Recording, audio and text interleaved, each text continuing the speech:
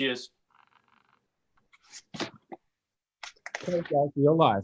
Good evening, everyone. Welcome to our October 14th, 2020 Planning Board meeting.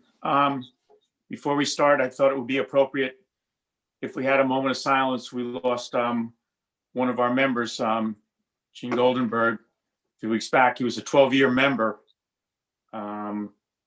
He fought a courageous battle. I don't know what the rest of you think, but I was very surprised because the last time we talked to him, he was very upbeat, and it just seemed to me like he was going to just beat this thing. I know that's not what really killed him, but still, I'm kind of shocked. I was very shocked when I heard this.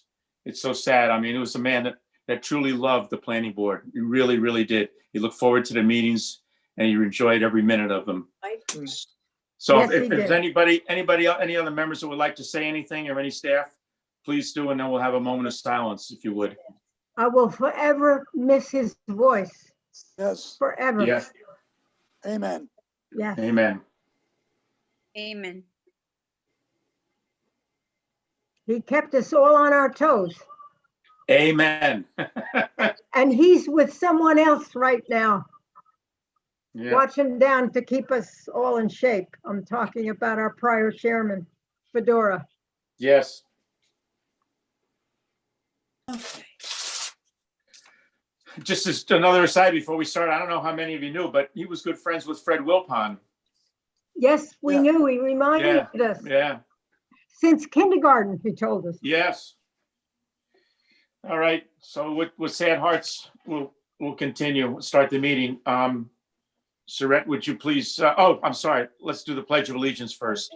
Right. I pledge allegiance to the the flag flag Flag of the United States of of America America, and to the republic public, for which which is stands one one nation, nation under under God, God, Indivisible, indivisible, with liberty liberty, and justice for for all. all. Thank you, Surette. Would you please take the roll? yes, Chairman Curry, Here. Ms. Gannon, Here. Ms. Gorbino, Here, Mr. McNamara, here, Mr. Prince, Mr. Zaberto. Here. Thank you. First for our consideration is the minutes for approval from August 12th, 2020. I don't remember seeing any emails for any changes or additions or deletions, so I would make a motion to approve the minutes as they were presented to us from August 12th, 2020. I second. All in favor? Aye. We have a time extension for Granite Point. It's actually a regrant. This is a request for their 13th 90-day time extension for the Granite Point subdivision. We've been doing it so many times, but I'll read it anyhow for the for posterity. It's the Granite Point subdivision regrant, final subdivision approval, wetlands, steep slopes, tree preservation, stormwater management, and erosion and sediment control permits as per resolution 2017-10. And the dates we're looking to approve is from October 27th, 2020, up to and including January 25th, 2021, as per town law, section 276-7 and town code section 50-13M. For the record, the property is located on the east side of Route 118 and 202, adjacent to the Amawalk Reservoir, and it's located in an R40 zoning district, and it's for the development of 23 lots in a cluster subdivision. Make a motion that we regrant for those dates that I just gave. second, All in favor? Aye. aye, Thank you. Our first public hearing is for the Bluestone Peak Academy, and I believe that they're adjourning until our next meeting, which is November 18th. Correct, Surette? That is correct. Okay. So moving on then, continuing with public hearing, the first one, I guess I should ask first, has notice been sent out to adjacent property owners? Yes. Okay. This is for the I'm sorry, Post go on- ahead. Post on the site. Okay, it was posted also, okay.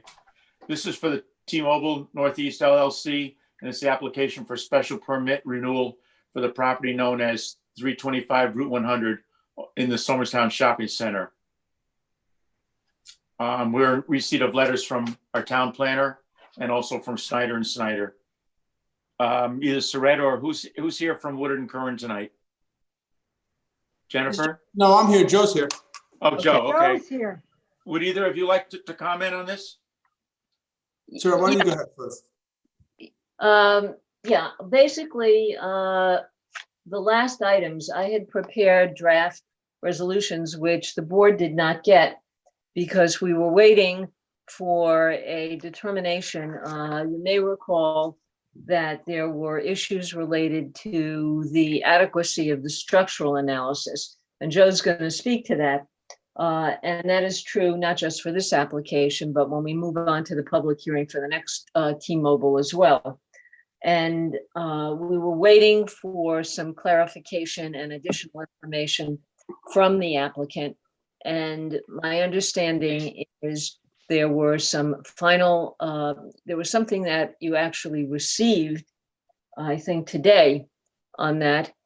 I'm confusing some of these together because there's other ones going on here, but there was some final information that was sent and Joe's office did make a final decision on this. So Joe, I think you should sort of fill the board in on where you are on this. I'm happy to do that. So yes, so that's correct. Our outstanding item was the structural analysis. You recall the applicant has submitted two separate letters prior to, I think one in January and then another one in April, I want to say, or in June. But anyway, there's been two letters submitted. We had some issues with the language in the first one. They improved some of that language in the second one, but kind of left a gap. And we had an agreement with Mr. Godioso that they would go back and look towards a recent structural analysis that was done as part of a required ANSI inspection using ANSI guidelines.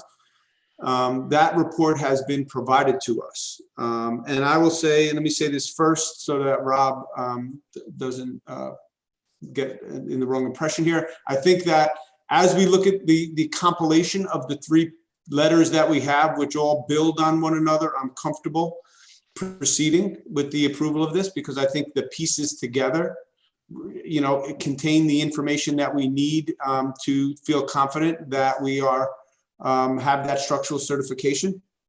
Rob, what I wanted to make sure that you heard, because I know you represent a lot of these applicants, I just think in the future, really what I was hoping that I would get this time around was one letter that kind of brought all the best of all three together into that single letter.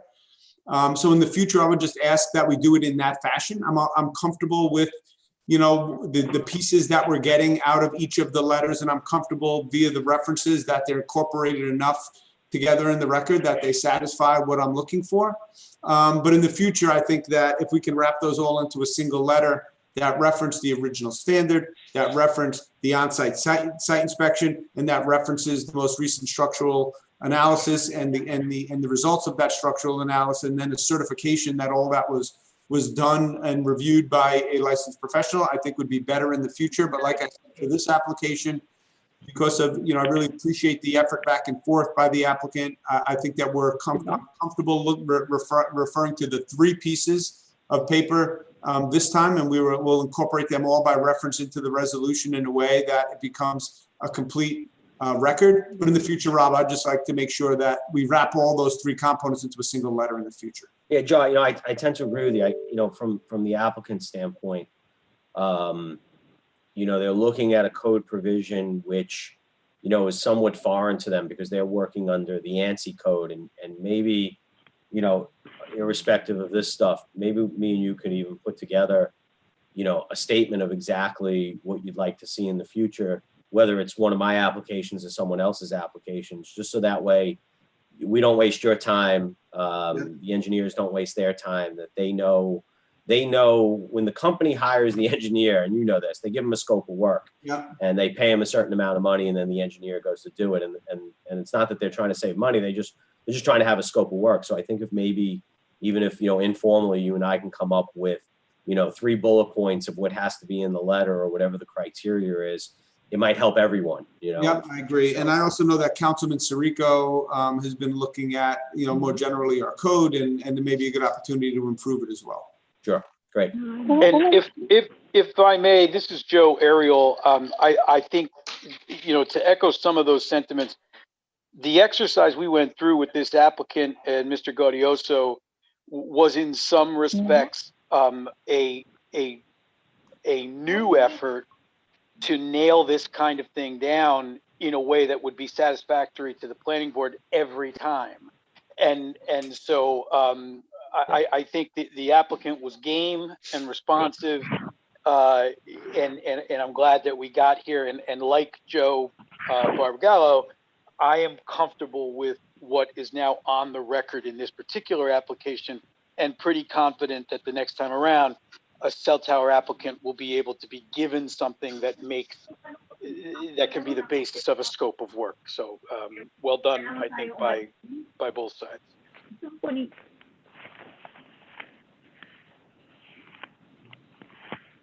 And I think that was all we had, sir. That was our only outstanding item. But if I understand you, Joe, you're satisfied with it. I am satisfied for this application, and frankly, the next one too, there will be the same comments on the next application. Okay. I am Okay. satisfied. So Surratt? my question for the board will be, I actually have a draft resolution which you did not get, because resolving this last issue did not happen till late this afternoon. And there were some blanks in my draft that I had not forwarded to the board. So my question is on this, do you want me to do a resolution for the chairman's signature rather than have the applicant have to come back at another meeting? And I would have sent the draft resolution to you between now and the next meeting. So your choice is, if you're going to approve this, to approve it with a resolution for chairman's signature, or to wait for the next meeting to approve it once you've seen a draft resolution. Well, I leave it up to the board. I could go for a resolution for the chair's signature as long as Joe has had a chance to review it. Yeah. Joe has already reviewed it Yes. as of late this afternoon. Yeah, late this The draft afternoon, we were res- able to fill those blanks in, Dennis. Oh, so you're happy with the resolution? Honestly, Jen worked with Surratt on it. I need to just read it, but I'm confident because I spoke to Jen at about 3:00 today and we went over the language. So I'm confident that it's there, but I don't want to represent that I've put my personal eyes on it, which I will do as part prior to chairman's signature. Okay. I'm satisfied with that. That will I- go with okay with me.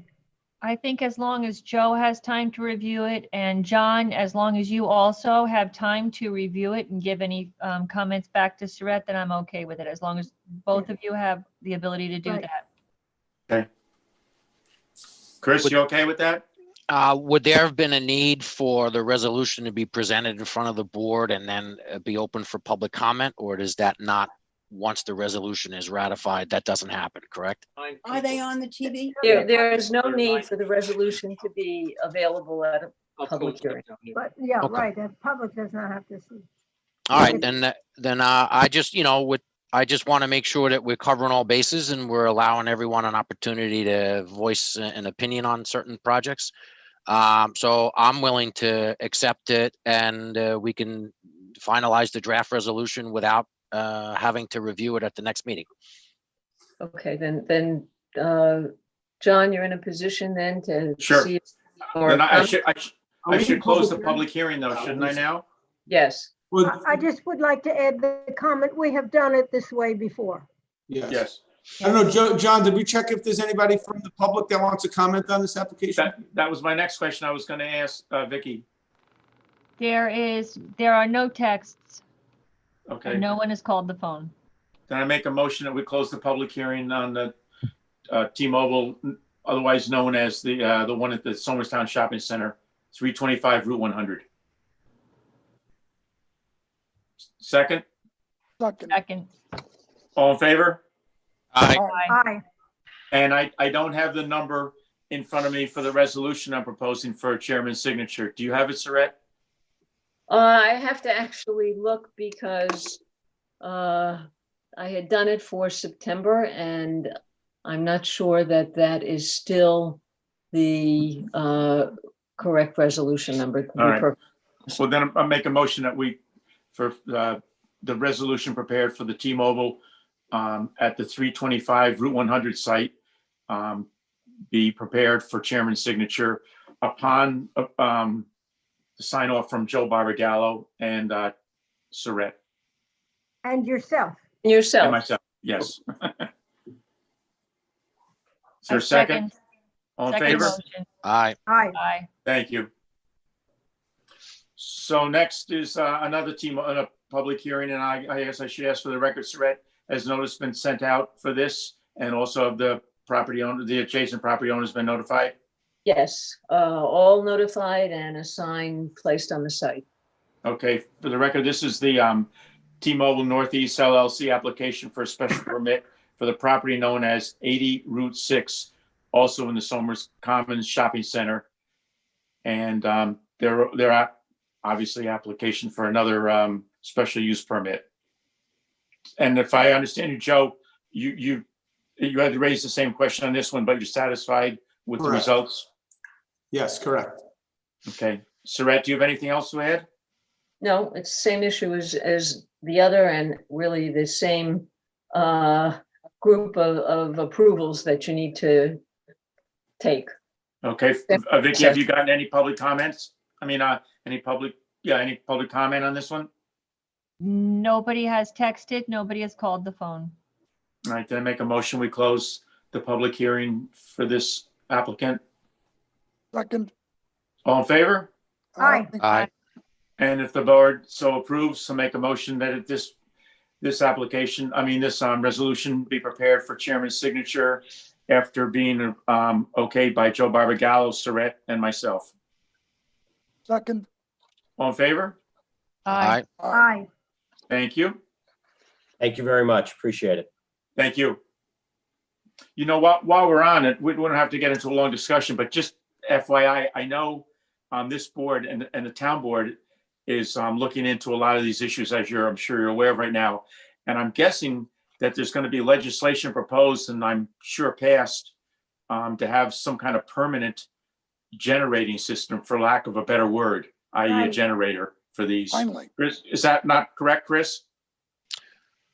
Committee working on it. Yeah, so the Somers, under the guidance of the town board, created a telecommunications task force that's just looking at some of the infrastructure issues that we've experienced as a community over the last few years, with the hopes of long-term improvements. And in order for us to achieve that, we need to partner with the telecommunications companies, inclusive of cable providers, data providers, cellular providers, so that we can shore things up and tighten things up. I am a member of that task force in the guise of full disclosure, because I have seen the need, and I've seen firsthand issues with a lot of our infrastructure problems, starting from power all the way into data and telecommunications, which now has become as important as electricity in order for us to maintain our lives. And so Somers has identified that as a problem.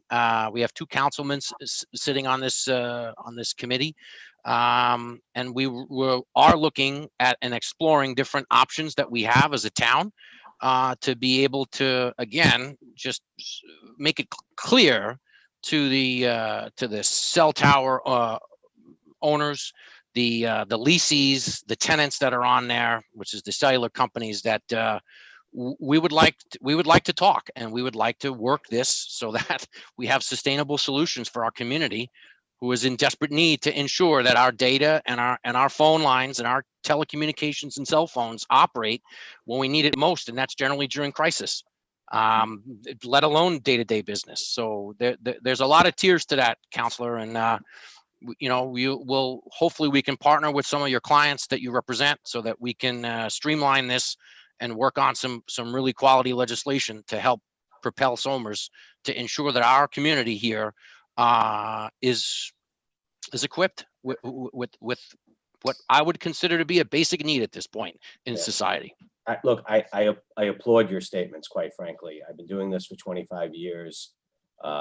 It's time, it's past time. I think everything you said is absolutely correct. I'm aware of the task force. You may or may not be aware, I'm a Somers resident for the last 20 years. I've already reached out to certain folks over at the town, told them I'd be happy to have a candid conversation. Obviously, I represent the telecommunications industry, so I would be speaking as a resident, not as their counselor. There's a lot of opportunity for improvement with wireless, unlike electricity. Wireless is a light touch, regulatory regime. There's a lot of federal law that gives a lot of preemptive powers. Mandating things like emergency backup may seem like a good idea. The problem with it is it's been tried in the past, even by the FCC, and there was litigation that followed.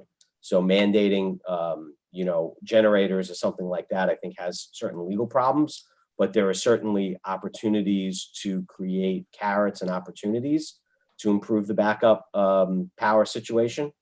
You also have, uniquely in this part of the world, you run into, and I'll raise it because just one of the two applications you just saw, it's near a wetland in the EP watershed, and that creates issues in and of itself vis-a-vis, backup related to diesel and stuff like that. So happy to partner with you, happy to, pass along suggestions to my clients, happy to speak to you as a resident with 25 years experience in the telecommunications industry. I've probably zoned the vast majority of the towers in Somers, and I'd be happy to offer some of my insights. Oh, that'd be great. And I think there's a lot of opportunity. And as you said, the most important thing, it's a necessity now, whether it's telemedicine. I was so sorry to hear that Jean passed. It's very important to our seniors. It's very important to our students with distance learning right now. I have a son in the high school. It's essential, whether it's accidents. One of the applications we'll talk about tonight, there was some testimony on the record about the accidents on, Route 100 and Route 35. So it's critical. Happy to partner with you. Really happy to hear your comments. Well, thank you, Council. I appreciate that. And the members of the board, I'm sure, I don't want to speak for them, but by everyone nodding, they appreciate it too. Absolutely. Thank you. Yeah, we couldn't have anybody better than you. Thank you, Mr. Thank you. Mayor. Thank you both. Yes, sir. Absolutely. Thank you both in advance for the huge amount of work that I'm sure it's going to be before you. I'll sign off. I think I have an application coming up in about 2 or 3. So I'll see you in a Okay. little bit. Thank you. Thank you. Have a good evening.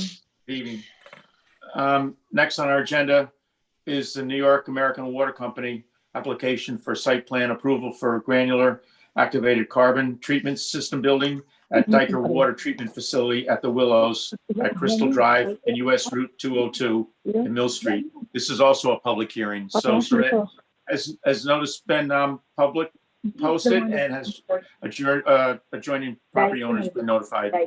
Yes, it was posted in the newspaper October 1st. and signed posted, and homeowners notified. Thank you. We're also in receipt from 2 memos, one from our town planner and also one from Woodard and Curran. So would anybody from the applicant team like to speak first, and then we can hear from our staff? Sure. Hi, this is Kristen Barrett from Hazen and Sawyer, representing New York American Water. Can you hear me okay? Yes. Can't hear you. Okay. You cannot hear me. Oh, now we can. Now we can. Now we can. Okay. There you go. It's all right, Apple. I will. It is. It's Apple. I will hold up my my microphone. So yes, we received the comments from Woodard and Curran, and scrolling through those, I think would it be best that if I would point to the ones that needed further discussion or were considered partially addressed? Sure. Okay. So going down 1A and 1B, and I just need to be scrolling to the right as I do that. We will provide a contractor certification statement. We will do that for 1A as part of the SWIP. 1B, we will indicate that is in the SWIP that 5 trees will be removed. So we will modify the SWIP to include that. item 2C, we will make sure that we include a note on our plans that concrete washout area detail and indication indicate the location on the plans. We will modify the plans to include that. 6A, provide full storm sewer analysis showing 1 year and 100-year storm events. We do have that information. We will provide that and include that. Item 10A. Now I think there's two 10As nope, maybe that was another one. That might have been one that was duplicated. Okay, 10A. There was an error in the SWIP, and in fact, the fact that it referenced the replacement of a sanitary sewer, we are not replacing any sanitary sewer, so we will revise the SWIP to correct that. But 10B, we do have a portion of water main work that is would have been underneath the building, and we are rerouting that out and away from the building. So we will include the appropriate plans and details for that water main work. The next one is item 18. We will add this note to the general notes section. And will be prepared by a professional engineer registered in the state of New York, not Connecticut, correct? We will pick that up.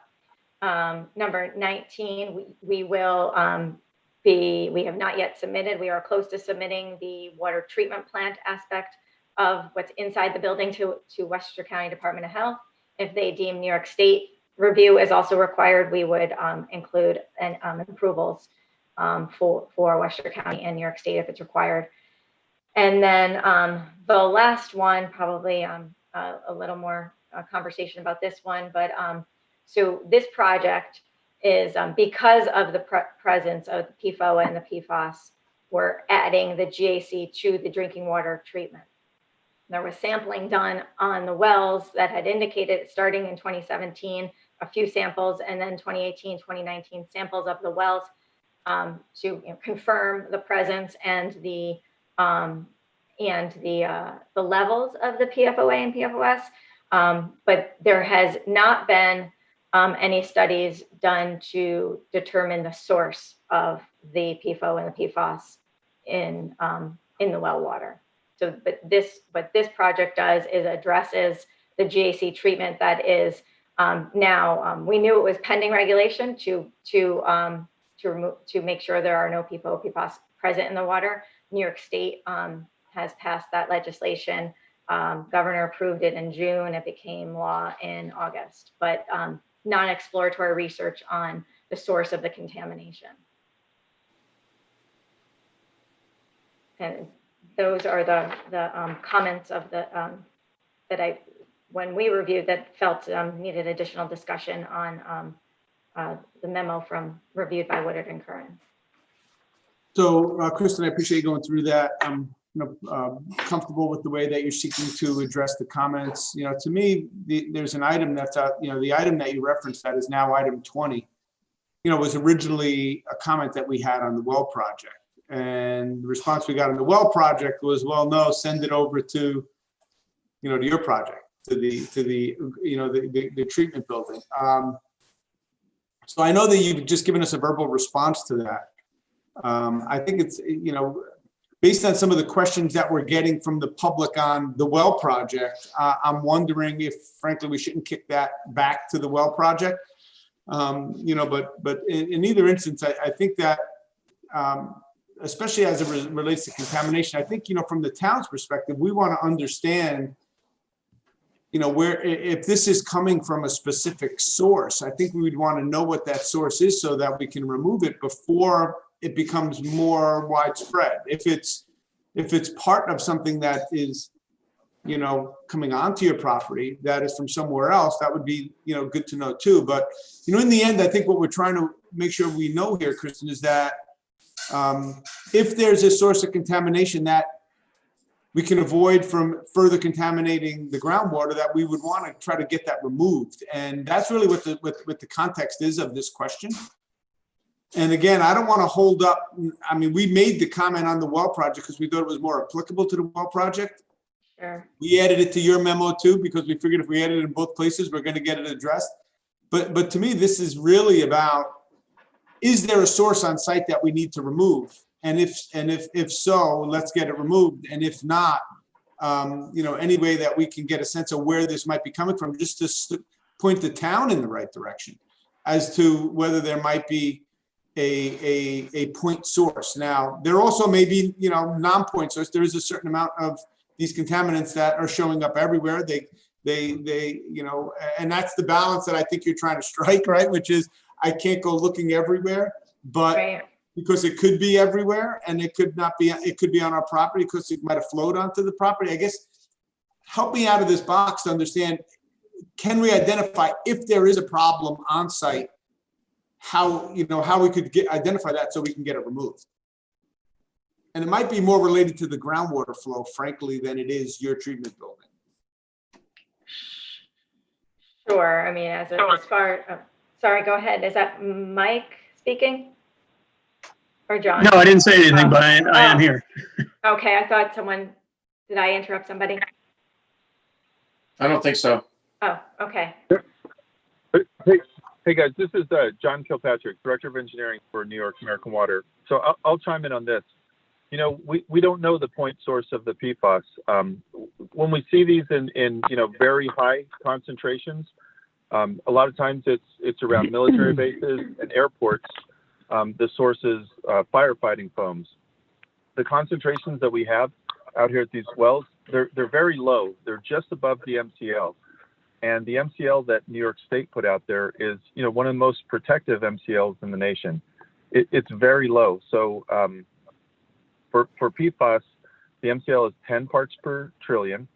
And, to put that in perspective, the EPA has an advisory at 70 parts per trillion. So the EPA has deemed that within a level of safety, if you're consuming PFAS in the water up to 70 parts per trillion over your lifetime, even for the most sensitive populations, that's not a health risk with a margin of safety.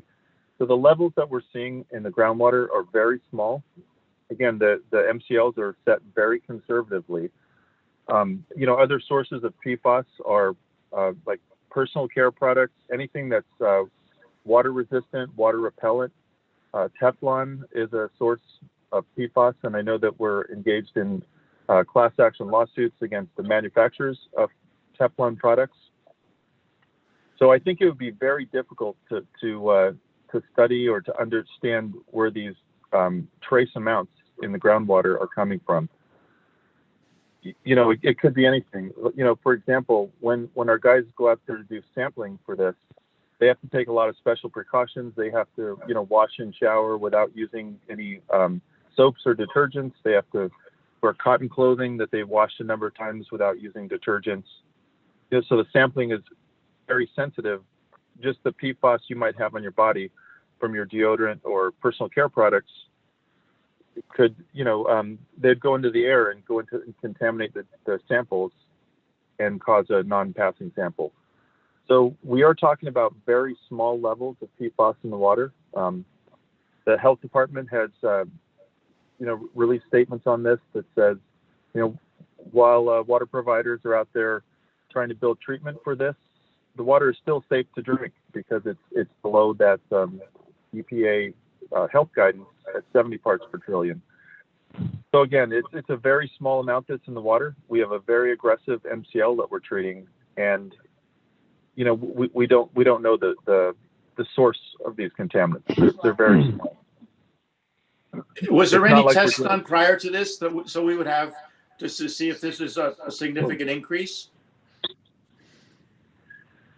So the first testing we did, I believe, was in 2017, and at that time it was under the UCMR testing. So the EPA gets together and they decide what are the contaminants of concern that they want to include in testing.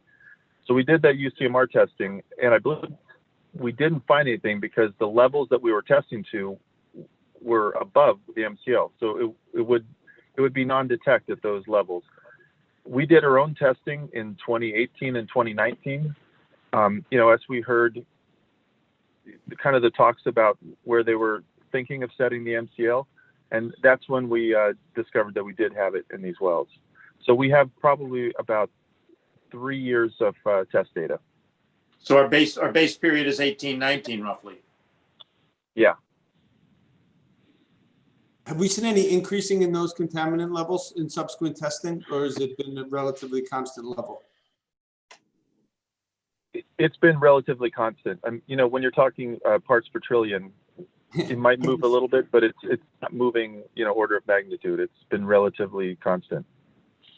You know, so I recognize the complexity. I didn't want to interpret what I'm saying as I think you need to go out and put in some kind of a well system to evaluate where this is coming from. I was wondering things like, I don't know, is there a fire on site that they had to use some firefighting foams that they then put all the disposal material somewhere in the woods? Or is there material dumped in the woods somewhere that might be where the source of this contamination is? Is really where my head was at relative to this site. Well, you know, in other words, for it to be on site, it would either have to have been dumped there or would have had to have come from some kind of a firefighting activity on the site. So maybe what we can do moving forward, and whether it's done in, the treatment building application or whether it be done in the well application, I really don't care which one we do it in, but maybe a summary that talks a little bit about what you just referenced, this summary of the MCLs, a little summary of here's the testing we've done, here are the health levels. And I would just ask you to add to that, almost like a phase 1 level analysis of whether there were any, maybe check with the, have there been any fires? Have any buildings burned down? Have there been any usage? If so, where was that on the site? And then maybe an inspection of that area. And then also relative to dumping, let's just make sure that we don't have any dump sites around, and maybe just a upgradient from where you pick this up, maybe an upgradient sweep, just to make sure that we don't have any dumped materials that might be emitting the PFAS and the PFO and the PFAS that we're seeing. So I would be okay with that. I recognize the complexity and then everything that you're speaking towards. It's just, I just want to make sure that we don't have a source on this site that is going to make things worse in the future. Like, for example, I'd hate to see you put in all these new wells, and then because we didn't remove the source, now it's in those wells. It's, 5 years from now. Those are the kind of things that I want to make sure that don't happen. Yeah, well, so I'll say the treatment that we are building, when we're sizing the treatment, we're sizing it for, the total capacity of all the wells out there on the system, and they all run through a central building. So all of our wells will be receiving treatment, not just one of them. And in fact, the new well we're drilling, we have not found PFAS in that well. Very good. I also want to be sensitive, given when we get to the next, application, we have received a fair amount of concern from neighbors, really mostly about their water quantity. I would suspect that it won't be long before the questions are coming up about the quality, and and if there was a source on your site, I think you'd want it removed as well. So to me, I think it's a statement summarizing, maybe, the history of the standard, how that standard compares to health levels, the testing that you've done, how that compares to the standard, and this discussion of sources and review. I have lots of questions. Sources might be. Yeah, I think we could do that. I think the public would be good to get that information out there. So just in terms of the scope of that, if we did a summary of the testing, what the regulations are, kind of point to what the EPA and the health department is saying about PFAS. And then for the on-site, we could do two things. We could do a phase 1 environmental assessment. That's an initial look at all the known sites. This is a planning board. All the known sites that are out there, to see if there is any identified places where this contaminant would be coming from. And then as this new MCL is now effective, the periodic testing will ramp up for water utilities. So we'll be required to test, it's either twice a year or quarterly for these contaminants in the water. We can describe all of that. That sounds great. And I would just add to your summary of the phase 1. I think an upgradient just review to make sure that there's nothing that we can confirm through a visual inspection that there's no dumped material to just supplement your phase one, and I would be comfortable with that. Okay. Saret or board member comments? Will we automatically go into discussing their exploratory drilling next? Because I do have Next a item. question, but I don't want Yes, yes. That's the next agenda item. to, okay, I have a question that relates more to that. Okay, So right now, the questioning is regarding the building that we're building that's going to house the filtration Correct. systems, correct? correct. Okay. Yes. Okay, that's a good segue into what I'm going Yep. to mention, which is that they did appear at the zoning board, and at the September meeting of the zoning board, the area variances that they needed and the height variances that they needed at the September 15th, 2020 ZBA meeting were granted. Side yard variance of 28 feet and a height variance of 2 feet. So those two variances that were needed for the building have been granted. Joe mentioned the tree, removal of three trees. They did not submit originally a tree removal permit application, which they need to do and pay the fee. We will do that. And from a secret point of view, what the board needs to do is 30 days have passed since you declared your intent to be lead agency. So you should now be identifying yourself as the lead agency and acknowledge that that 30 days have passed. And then depending on where we are, we can review the EAF parts 1 and 2, perhaps make a negative declaration. But Joe, I leave that up to you. If there is more you want to see at a next meeting, then we can hold off on that till the next meeting. Yeah. For sure. I think so. Yeah, I'm we not don't Joe, have, but I think so. Yeah, I Okay, so think so too. we'll wait on that, but you should still declare that you are lead agency at this point. Okay. You know, so I have one question in that regard. I think as we've summarized and as we've spoken about this, I think you're correct that we would want to see this analysis that we just discussed. But I guess I had a question to you, Kristen, is relative to, I know that this is a time-sensitive project. I've spoken to, you know, in the field with various members of your team on this. Is there any urgency for you to move forward? Like, what's your timeline here? If you had to wait till the next meeting to get this, you know, the EIF and the resolution done, is that still work for you, or would we need to accelerate that? Well, it pushes out the ability to move forward with the construction of the building. In regard to, you know, we have things going on in parallel regarding health department and fabrication. So there's things are trying to move at a parallel track to get the you know, the system online as soon as possible. So with an approval, it would allow to bid the project and just start, you know, foundation cutting trees and things of that nature. Yeah, because what I was thinking originally was,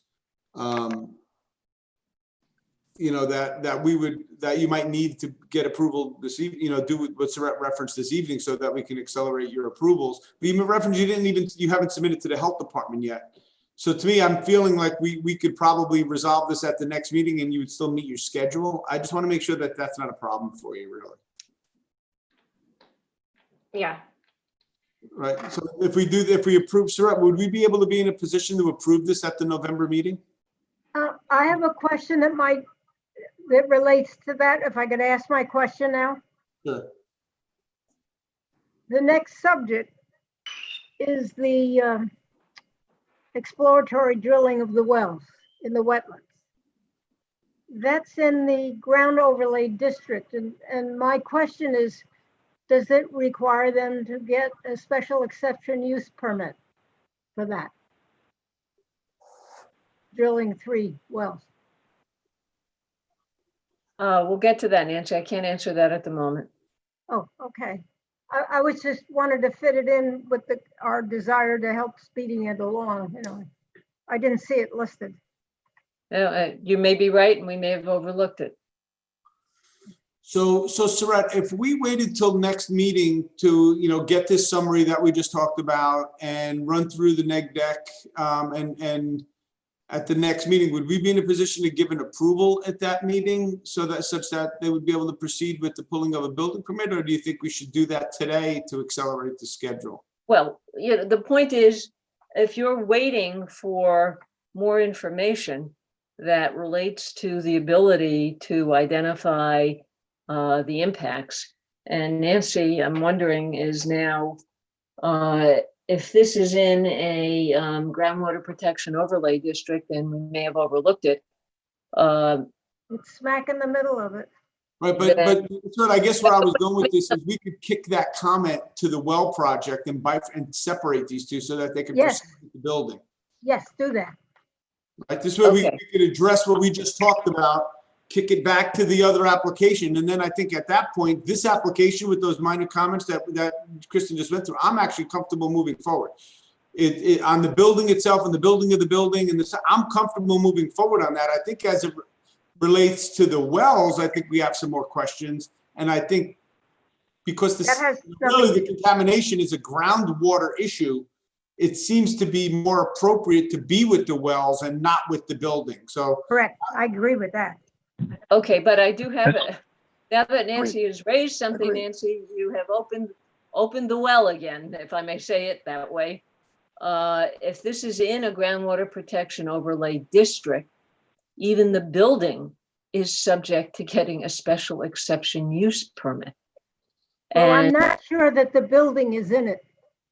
The bulk of it's hard to tell because our zoning map, that lists, holding it up, makes it very difficult to make that determination, but most of the Willows is not in it. But you appear to be drilling the wells in it. That's two separate items. yeah, let's just stick on this one. Kristen, have you looked at whether or not you're in the groundwater protection overlay? I'm texting with Nicolette right now because she is the one that has looked into that. And Nicolette, I don't know if you can unmute yourself, but from what she had looked into, she had looked at it and did not believe that it is in it. The building. The building, yes, we wouldn't. Yes, we would be speaking of the building. Not the building. No, I don't think the building is. Okay, if the building is not in it, and Joe's issue can be sort of held aside for the well issue, then, subject again to, a chairman's signature, we can do the neg deck. We can go through that, make a neg deck. And I do point out, if you were going to hold it off to November, due to the election, the planning board meeting is not until the third week. So it's no longer even the second week of November. So it's even a week later than normal. So if we're trying to move this along, it would be delayed by even an extra week if we waited till the November meeting. Obviously, the board can always have an additional meeting. We have those set. We haven't done one for a long time. Those are your options. So do it tonight. Do it tonight if Joe is okay with the issues that he talked about, and approve it for chairman's signature, which means it would not come back to the November 18th meeting and get approval tonight, but we would create the resolution post this meeting, or bring it back. Second option is call for a second meeting in October, which would probably be the 28th. Do it then, or wait until the November 18th meeting. Those are your three alternatives. So this is John from New York American Water. So it sounds like, we have two applications, one relating to the wells and one relating to the treatment building. The phase one environmental, I think that can be done in regards to the well application. The building, I know that that's not inside the wetlands. It's a building and a structure that treats all of our wells. It treats any contaminants that would be in the well. It seems like that's a more straightforward application, building that building. And we could definitely provide additional information in conjunction with the well application on, what the regulations are, the history, the sampling, and an environmental assessment around the sites. Right, so, is it John? Mr. Kirkpatrick? Correct. Right, so you have the authority, it sounds like, to say, hey, look, we'll address that comment, we'll do it as part of the well application, and therefore, I just want to make sure that you can speak in that regard as the owner to push it back to the well application. Yeah, we can do that. I can do that. All right, good. So with that, I think then now, Saret, those three options are on the table for the board to consider. I just waiting to hear the rest of the board. What do you think? Go with number one. Yeah, I think the consensus of public concern is with the wells and the drilling themselves and not necessarily the building.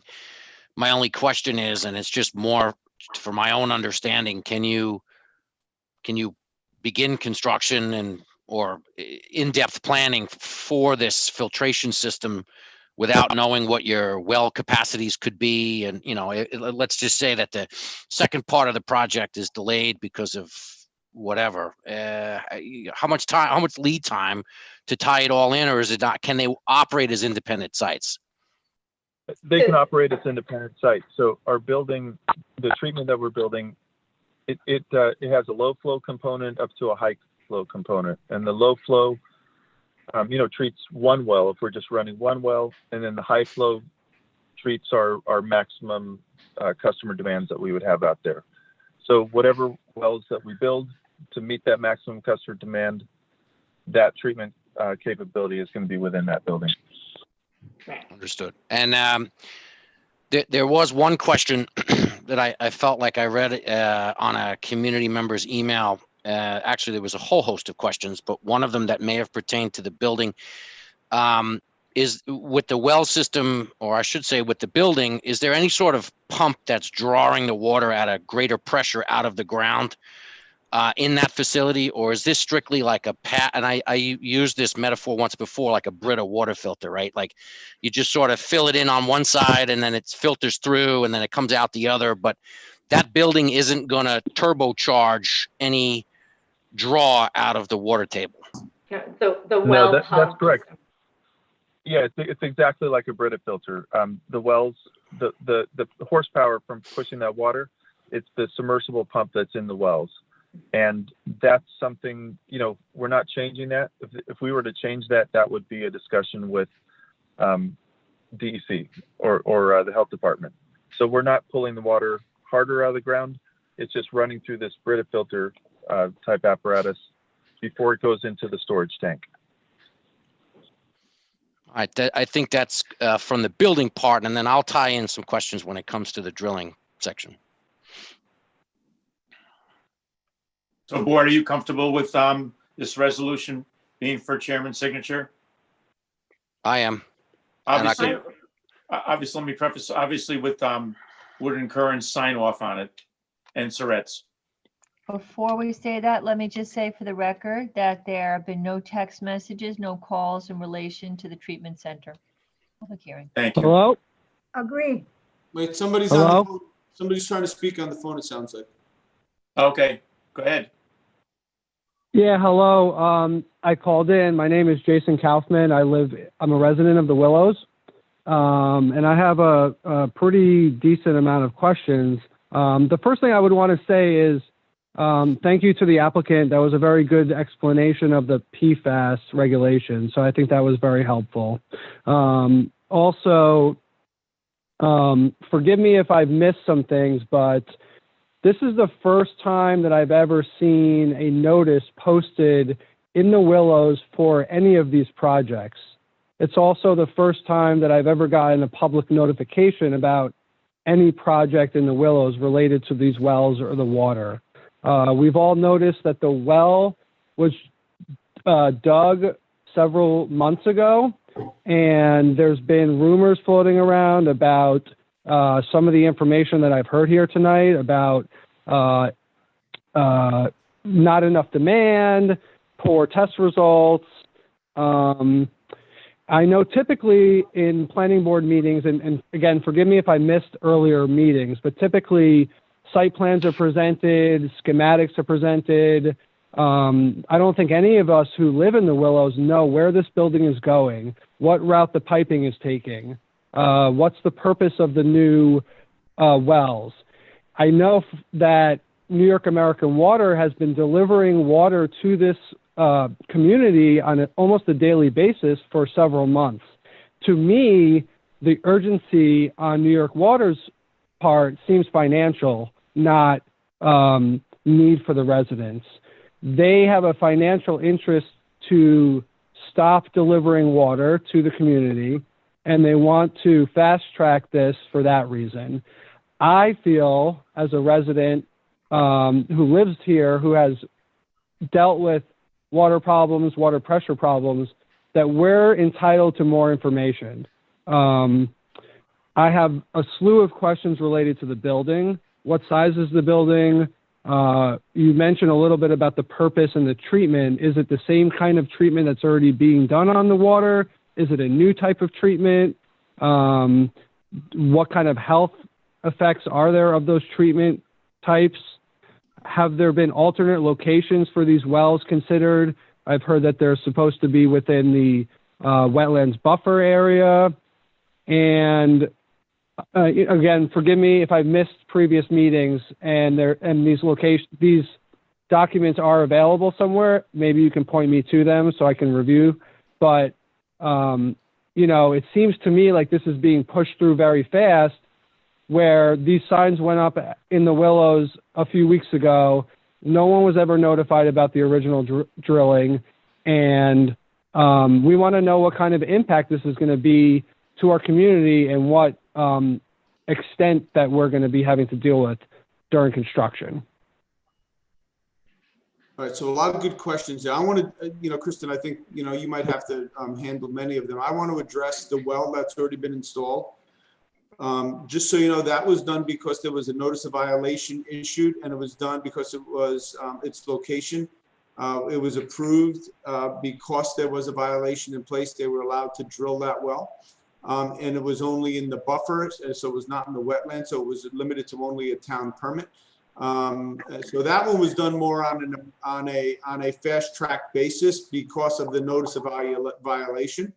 And I did sign off on that, but it was mostly driven out of the engineering department in town. So I just want to clarify, around the well that you see that has been installed, it was because there was a notice of violation, and the town's principal engineering technician felt that we should move on an expedited basis to get that well in place. And I agreed with that approach, given the controls that were in place to protect the stream that is right there. We were very careful about making sure that they took an access point that didn't remove any trees. And because of the limited nature of the impact on the environment for that well, we allowed that to move forward on a fast track basis, knowing that the application would come in for the other wells that we would deal with and wrap all of the wells together in that approval. So I just wanted to address the wells. We do have two applications right here. We're trying to look at the building work separate from the well work. And I think, Kristen can speak to the building, and I know you had a series of questions on the building. So, maybe Kristen, you can go through that, Yes. for the benefit, and you can maybe present your screen so that he can see that. Those documents are available, sir, on the town's website. You should be able to, Surratt, I assume that all of the digital documents that are subject to this meeting are up on the website? They have been, yes. So those are on the website, sir, that you'd be able to go and look at that information. For both projects, frankly, is there, but at least while you're here today, why don't we have Kristen walk us through the site plan for the building? Okay. So yes, this project was originally presented, I believe, in the June planning board meeting. And just a step back, the existing wells are groundwater under the direct influence of. Excuse me, Kristen, can you share your screen? Do you have any document? I do. I was not quite yet sharing. I was giving a little bit of background, but I can share. Great, thank you. Share. So let me know if you're Perfect. seeing that. Okay. You can see that. All right. My Zoom screen got a little smaller, but that's okay.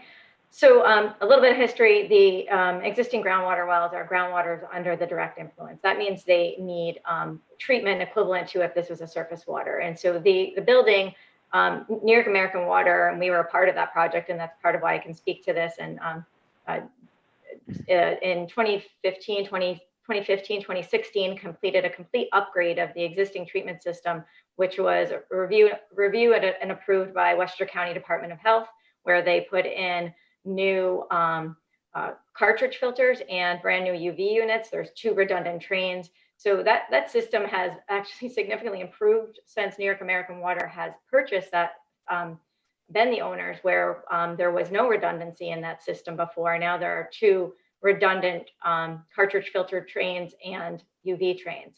And then there is chlorine residual that's added to prevent any bacteria or for disinfection of viruses. So the treatment that is existing meets the treatment that's required for the well water. And as John Kilpatrick had mentioned earlier, that there has been detection in the last few years of the PFOA and the PFOS, and that has been below EPA's advisory limit of 70 ppt. So EPA's, US EPA's advisory limit is 70 ppt. And the New York State just passed the pending very strict regulations, some of the strictest in the country. Only 8 or 9 states have regulations of their own on 10 and 10 parts per trillion for the PFOA and the PFOS. So the treatment that's being put into this new building that we are proposing here is for the additional treatment, which is GAC, granule activated carbon, which is basically a Brita filter, that it absorbs the PFOA and the PFOS. So the treatment will enhance the existing treatment that's there to provide the removal of the PFOA and the PFOS. And so what we're looking at right now, I'm going to go. I was going to ask Kristen, maybe you can zoom out a little bit so he can see where this is. Oh, zoom out. So, sure. Let me do this. So here, and I'm sure you're familiar with your entry road to Crystal Drive. And this is the parking for the tennis courts, and the building, the existing building is right here. This is the driveway for the to serve the existing treatment building. There's this little kind of K-turn area, and right where this tree is, right here, and under this area of trees is where we're proposing the new building, which currently there's a little shed right there. The shed will be removed, and a building that is a little bit larger than the shed will be put in. So I'm going to go back now to, so this is the demolitions plan. So now to orient you, the existing pump house, this is the parking for the tennis courts. The tennis courts are right here. The pool's not showing up. The pool's over here on the other side of the road. So here's Crystal Drive. This is the existing shed. These 5 trees, 1, 2, 3, 4, 5 trees will be removed. And in the location of the shed at a slightly larger building, I'm going to go to the proposed plan. This is now the GAC building. I get these numbers because I work a lot in the inside dimensions versus the outside dimensions. 24 by 18. Do I have that right? Nicolette? Yes. Okay. Thank you. So that's the proposed GAC building. So water will, as it does now, go into this existing pump house, get partial treatment. The buried pipe will take it to the existing GAC building, and then buried pipe will take that back to the existing pump house for final treatment. And then there is a buried storage tank. And I think one of the other things that you're referencing is delivery of water. One of the wells has very high chlorides in it. Chlorides as a result of road salt. So there has been chlorides, which gets into groundwater because of road salt. And that has been one of the reasons why New York American Water is bringing water into the site, is to not have the well operating that has the high chlorides. So the other project, which is the other project after us, is the need for additional water sources because of the chloride in one of the wells. So the GAC will treat the PFOA and the PFAS, and the other wells that are being proposed will be, right now that John, there were no chlorides, there were low chlorides in that water, and there were no PFOA and PFAS. So the one of the wells that was already drilled as an exploratory well is a better water quality. I've got a question just to clarify. You mentioned that one of the wells has elevated chlorides. Is that the same as chlorine? And if it is or isn't, can you explain why? Because one of the letters that came from the community referenced information that one of the wells was contaminated with chlorine, and I just want to sort of differentiate between the two and the severity between the two. Sure. Chloride is salt. So sodium chloride, table salt, different. So that is, so road salts can put chloride in the water. Chlorine is also added to the water as a disinfectant, bleach. So there's usually most water systems have a chlorine residual, and chlorine is twofold. It is also used for disinfectant of bacteria and viruses. And then it provides a chlorine residual in your pipeline so that when there's no regrowth in the distribution system. So when you open your tap, there's a chlorine residual that is keeping bacteria from growing in the pipes. So that's chlorine. Will this GAC building deal with chlorine at all? So currently chlorine is added in the existing building, and it will continue to be added within the existing building. So we're not changing that process here. No, I'm sorry. I kind of brushed over that. So the existing treatment right now is a very fine cartridge filters, that 5 micron and 1 micron cartridge filters. UV disinfectant and chlorine disinfectant are the current treatment, and the addition of GAC will absorb the PFOA and the PFOA. Excellent. Thank you very much for that explanation. I understand it better now. Okay. So, Mr. Resident, I'm sorry, I forgot your name. Mr. Kaufman. Mr. Kaufman, can you, now that you've seen this, I think you probably have some more questions you might want to go through, and we're all ears. I do, yes.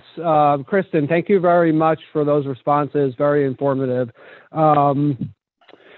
Question about water pressure. Now that this is not really additional treatment needed because there's additional water, this is another type of treatment. Have you guys run any analysis to see if this other type of treatment will lower the pressure at all?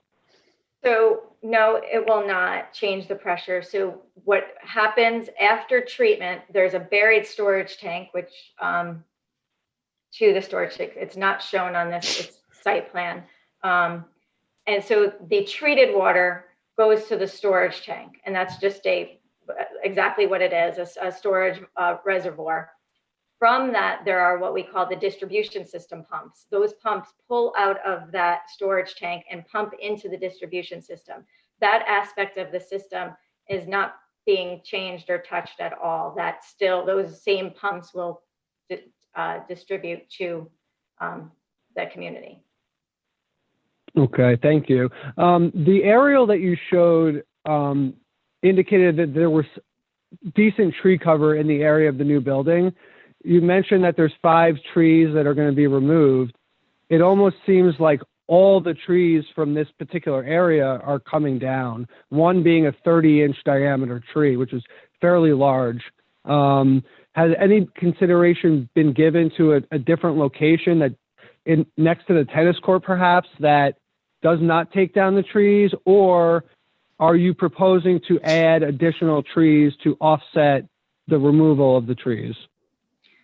So we looked at as regarding the location of this building, we looked around the entire perimeter of the existing building, because we're going to have partial treatment in the existing building, have to get to the new building, and then we have to get back to the old building. So we wanted to, and one of the drivers was to stay close to the existing building. So this area down here is all sloped. So this is not a flat area. And then this is the parking for the tennis area. So that if you can see the grading, I don't know if that's coming in, but that's indicating that that's a sloped area. The existing electrical utility comes into the building on this side of the building. So over here, there's existing electrical utility that serves this building. And then this side is sloped down to the tennis courts. So in looking at where is a flat location, not conflicting with existing utilities, that put us to the front of the building. I mean, we still do have a little bit of rerouting, some water mains, of some of the well pipe coming into the building. But yes, we went around this entire building to try to identify from all of those different perspectives, and this is where the building landed because of the close proximity, the flatness, and the least amount of existing utilities. Those, yes, as you see, those 5 trees, 1, 2, 3, 4, and then the pipeline is coming out of the building on this side of it. So Kristen, remind me, because I remember speaking about trees and replanting trees. I think that was the other part of the question. My recollection was that there was a lot of utility conflicts, but have we explored it far enough to know whether we can get some trees on the site to help with some screening? No, we have not, and that is likely an option to put some screening on to make this building maybe not so visible, and to kind of keep with what is currently there. And there are some trees. We are proposing to paint the existing building and the new building so that the new building will be new, but to paint the existing building to relate to and match the existing building, or the new and the existing to match. But so that I think is an enhancement to what is there. And planting trees is something that could be considered.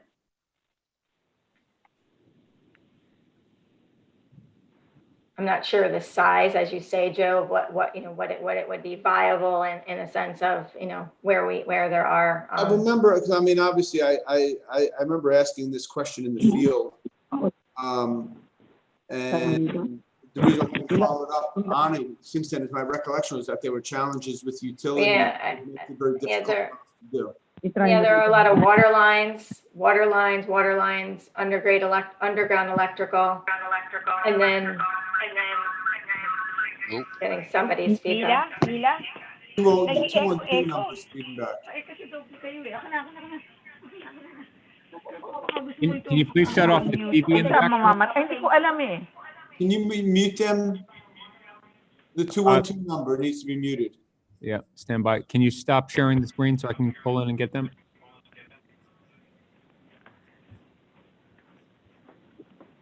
All right, stand by, guys. Oh, I have to stop sharing. I'm sorry. There we go. We still have somebody else talking here. Yeah, I think we've lost the echo though. So I think there's more practicality of some shrubs than maybe large trees.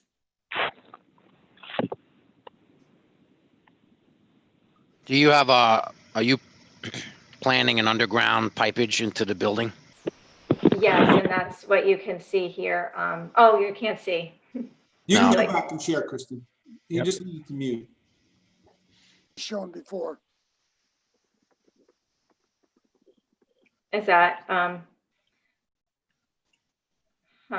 everybody has reduced. I have one little, can you see my, See you, but we can't see your screen. what happened to my, there we go. Sorry, screen share.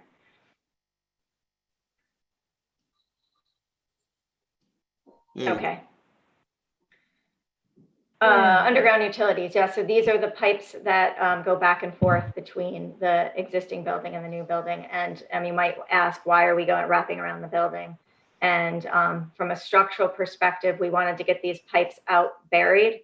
And we were concerned about trenching in this direction with the foundation of the existing building. And this was a less impact on the existing foundation to come out of the side of the building.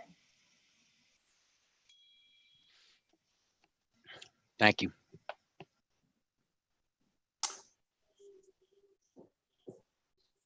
So, I'm sorry, I keep forgetting your name, Mr. Kaufman? Mr. Kaufman. Yes, Mr. Kaufman, I don't know if you have any other comments. It seems that I made a note here that, Kristen, we should see what we can do. We got those water lines. I just know there's not much room out there to do much. But maybe we can add a condition of a landscaping plan here that could be a condition for you to address down the line. I know we talked about it. I wasn't going to push it, but now we're hearing from residents, and I think sounds like, Mr. Kaufman, that would be something that that you'd be supportive of, is to do some, whatever we can do, even if it's just shrubs. Greenery is better than no greenery, is what is I think where we're at. I don't think we're going to be able to get trees that are going to screen the view of the building. I think with the water lines there and all the electric utilities, I'd be surprised if they'd be willing to put any sizable trees, and it could actually compromise the infrastructure. But that doesn't mean that we can't do some shrubbery around the building or some shrubbery adjacent to between the water mains or between, adjacent to Crystal Drive. I just want to make sure that that's your mindset and consistent with what your thought process was too. Yeah, thank you. Kristen, are you able to share the sheet that shows the building footprint related to the roadway? The satellite photo or Right just? No, I'm currently seeing the demolition plan. It doesn't show the building footprint, the new building footprint. I think it's up now. Okay, there might be a lag here on the computer. One sec. On the general, while I'm waiting for this to load, on the general plan, it appears there's, I don't know, 2 squares with a line between. Is that a fence with some kind of post on the side along the roadway? A guide rail. Okay, so a guide rail. What's that guide rail going to look like? Is it a highway guide rail? Is it a timber guide rail?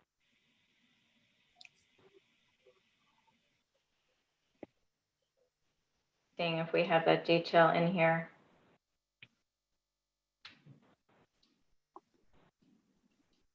I have to say, I don't know. I don't know if Matt has it. I'm looking for the detail.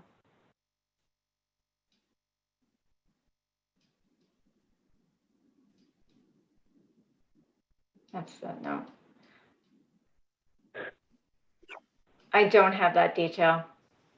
Okay, I think the residents are going to be, interested in seeing what that's going to look like, because that doesn't really fit in with the character of the neighborhood, especially if it's a, galvanized or weathered steel look. No, it's a residential neighborhood, right? Yes. So, Mr. Kaufman, would you be thinking about something like what they call like Merritt Park guide rails, the ones with the wood rails? You think are the right ones for the community, in your view? That would, if a guide rail is necessary, then I would say that's most reasonable, a timber Merritt Parkway type. I'm still interested in. It appears like behind the existing building, further away from the roadway. Closer to the tennis court parking, there appears to be somewhat of a flat area that only appears to have a 3-inch water and a 1 underground electric line in it that's away from the trees. Was that a spot that was considered, or is it not advantageous because the pipes have to come out the other side of the building? I'm sorry, I'm not exactly understanding where an area of the site you're referencing. I'm talking about, what's north on here? Kind of diagonally, Upper right corner. upper right. Upper right corner. Upper right corner. So southeast of the building, there's a open area next to the generators that, looks like it would be able to fit the building. This area right here. It's very close to the, oh, you need access from the driveway. Gotcha. Well, and there's Okay. also the underground utilities there, right? You see That's underground utilities there. the So there's also a floodplain. You see the 500 year, that represents a floodplain. You go a little further to the southwest and you'll see the 100, that represents the 100-year floodplain. So once we start coming to this side of the building, we start getting into the floodplain as well. But I think Okay, so the dark dashed line near the 22.1 is the 100 year? That's the 100 year right there where Kristen is tracking right now. That's okay, understood. Thank you. Yeah, so ultimately, yes, I think the residents here would be interested in a landscaping plan to try and screen arborvitaes, maybe something that has a shallow root system. And I definitely think that the guide rail is going to be, it looks like it's right on the edge of the roadway there. So it's definitely going to be an item that people are going to be interested in. I still just want to say on the record that I feel like, this should be put off to the next meeting and not rushed through here, given that, I've talked to a lot of people in here, and the public notice signs that we saw are the first ones that have been put up here, and mailings that I received are the first ones. So I don't know what happened with the June meeting, but we were not notified. Well, what's nice about, the notifications are required prior to the public hearing. They were up, you're on the call. I think this is great to hear from the residents. I know my mindset has been, let's move this quickly so that we can get your water clean as soon as possible. The items that you brought up have been things that we have spoken about, not the guide rail, but the landscaping.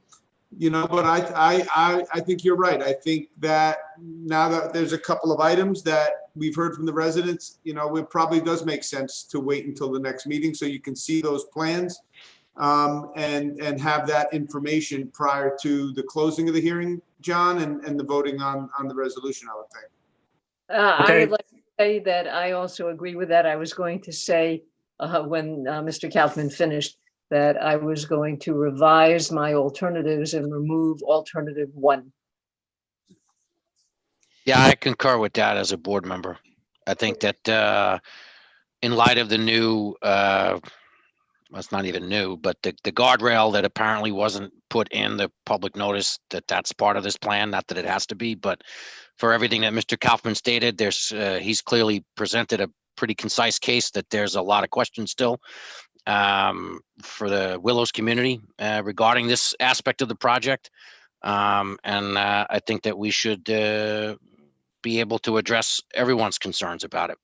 Yep, and Mr. Kaufman, what I would suggest, if folks that are interested and might have other comments, because of the desire, as I originally said, to get this water treatment system in for the protection of the water as quickly as we can, recognizing the limited health impacts as described previously by Mr. Kirkpatrick, I think it'd be really great if, we can get some comments, if there's additional comments, to have them submitted in writing prior to the next meeting so that the applicant has an opportunity to address them and come prepared to that meeting with that information so that we can keep it moving for the overall water quality benefit while we're addressing the visual aspects that you've referenced. So I just make that request. Yes, I will definitely talk with my neighbors and see if we can put together like a united email letter, that summarizes everyone's input. That would be great. Thank you. And I just want to say thank you to Kristen for the information. I know firsthand how difficult it is to present at these meetings, so thank you. Welcome, thank you. I would like to comment to Mr. Kaufman and thank him for his excellent questions. and also to share with him an aspect, if somebody's been on the planning board for a couple of years, the water company is not a public utility, it's a private corporation. And it has known about the problem for a couple of years because they've been working on it. They mentioned, I think, starting in 2017, 2018 and 2019. They're private, they don't have to share. A private utility does not have to share such important information. So we were just as surprised as you. Granted, we heard about it in June and it was quite a surprise. And this has happened to us before. Heritage Hills Water Corporation, they were having problems for multiple years and we didn't find out about that for multiple years. So we're kind of in the same boat with you, just because it's a private utility. I just want to say if residents want to put together a united letter, that's fine, that's great. But individuals should also feel free if they want to craft their own letter and their own comments. Most important is to communicate them and get them submitted so the applicant can respond. But no rule saying everybody's got to sign on to the same letter. Everybody should feel free to Sure. make their Good case point. known. Just want to make sure that's totally clear. Sure. Yeah, I mean, I think that if you generate a list of questions beyond the ones that have already been sent to us and the ones that we've been capable of addressing, and you now have all doubt about the project in your mind, you may be able to see that this is a system that's there to help the residents of the Willows, right? We've determined that there's been a slight level of contamination. I don't like using the word contamination because it sounds so bad, but we have elevated levels beyond the permissible level of three substances that science has shown is harmful to humans. And the water supply company is looking to build a filtration system. And albeit it did, all of the nuances to the project, if you weren't here at the initial presentation in June, you might have missed some of that. But to you, Mr. Kaufman, and to all of your constituents within the Willows, you may want to go over the June planning board meeting where this was presented in even more detail than it has today. That is recorded and available on the Somers website, and there's a link to it to YouTube. And that may help you generate more questions that you have, because the format based on our town code, we're not going to put a public notice out until we've determined that there's some legitimacy to the project and it conforms to all of the parameters of the many different elements. And so there is a step process, which is why it may seem like it just jumped on you real quick. But in reality, we've been monitoring this and making sure that everything that gets presented, any questions that might come up from the board, we're always doing it with the best interest of every resident within Somers. And so I just wanted to put that out there. I can understand your community's concern about, hey, this is 30 days and that's it, and they're just hitting us with this. But in reality, they haven't, and the town has known about it. But our duty to notify the general public is going to be when we're ready to move to the next step. And if anyone says that can add to that or correct it if I was a little rough with the explanation, but I think the point is there. I would agree. I think the idea of a public hearing is we don't open a public hearing until we have enough information that the public has the information as well. If we open the public hearing too early, then all the information isn't on the table. You're not fully informed to make a judgment. And the point of the public hearing is to hear from the public. We're looking to get more information from you. So this is exactly how a public hearing should work, that we get more information. So this is perfect, really. Well put, Vicki. This is Chris Peters from New York American Water. I just want to jump in with a little statement to address, I guess, on a less technical end, the comment that about us possibly having ulterior motives in the fast tracking of these projects. But I just want to make sure it's known that this is all in good faith. This is the treatment and the pursuit of other wells is being done for the betterment of the water quality and the reliability of the supply for this system. So everything's being done in good faith. There's no ulterior motives to fast tracking this. I mean, and I will just add to that. I've been a appreciative, as you know, from an engineering perspective, of the proactive nature of moving forward with getting prepared for a regulation that doesn't take effect until January. I can tell you there are other water systems in town that we haven't heard from. Right. Right. So I suspect that there may be, the alternative could have been, they could have waited till they received the violation from the health department, for example, and we could be probably a year or two down the road.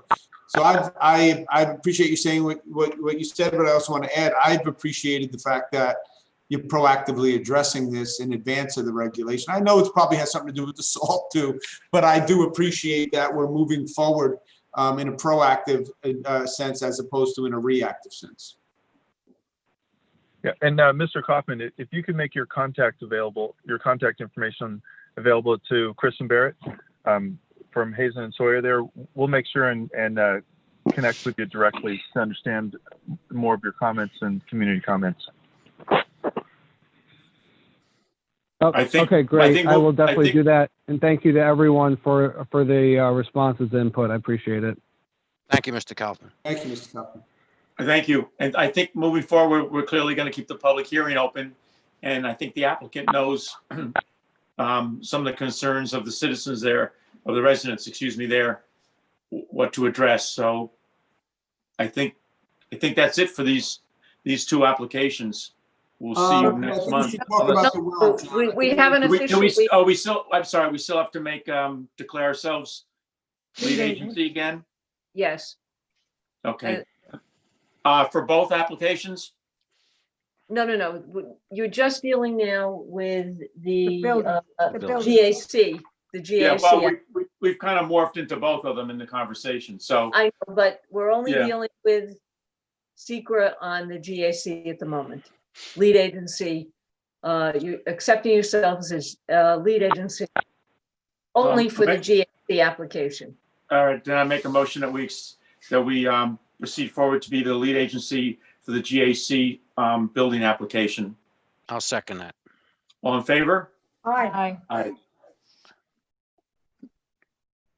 Is there any more discussion on the second part with the wells? I mean, I think we've touched pretty much everything on that. I could be wrong. I don't, John, I think you have to officially, they're two separate. It's a separate project. Okay. All right. We just, Separate yep. project. I'll, Saret, have we made public notices and notified the residents of the second part of this, which is the application for the water company at their Dyke Street site serving the Willows condominium for exploratory drilling in 2 locations and 1 alternate location to increase the water supply for the Dyke water supply. The drilling locations are within the New York State DEC wetland buffers. Yes, they have been done. Okay. And obviously, we're going to keep this public hearing open. Well, you haven't opened it yet, John. You have to officially open this public. I thought we did open it. No, it's a separate item. Okay. So Vicky, do you have any more? Any more people? I'm opening the public hearing. I make a motion to open the public hearing on this application. Second? Second. All in favor? Aye. So Vicky, do you have anything on this one? No text messages yet. And we had a long conversation on the prior and there were no text messages during the Okay. course of that. There was a letter. We do have No, some we have letters a we've letter. received. Yeah, we've a There's several couple. letters. Yeah, we have Yeah. several. But just no text messages. Okay. Do we read those letters or? I can mention, or you can mention who sent them, John? I don't have all of them right in front of me. I have a couple. Do you have the list of all the people? Yeah, there were 2 emails from Gloria Roberts, dated 10/13. And there was 1 email today. Right. From Janice Adair. Those are the ones that I have. And then, And let me just say that legally speaking, you're not required to read the full text of written comments. You can if you wish. You just make clear that they've been received, that they are part of the record, and that you as board members have reviewed them. But that's your choice. I'm just letting you know. Yeah, well, one of them is concerned about her well, and I think that So, so I think the best way to tackle this, because we've received a lot of letters in writing from various community members. Why don't we consolidate those questions in our head? And then, like I did with I believe her name was Miss Orr. She had about 15 or 16 different questions there, and some of them were already addressed in the first presentation for the building. And then just pick out those, and then what we can ultimately do, if it's not out of format, is see if we can get the questions answered by the applicant. Right? It's I think they can answer some of those better than any of us can. The one letter that stands out is not somebody living in the Willows, but somebody in a private home who's lived here 58 years and is concerned about their own well, and is the drilling of these wells going to draw down on her well? So the questions are different.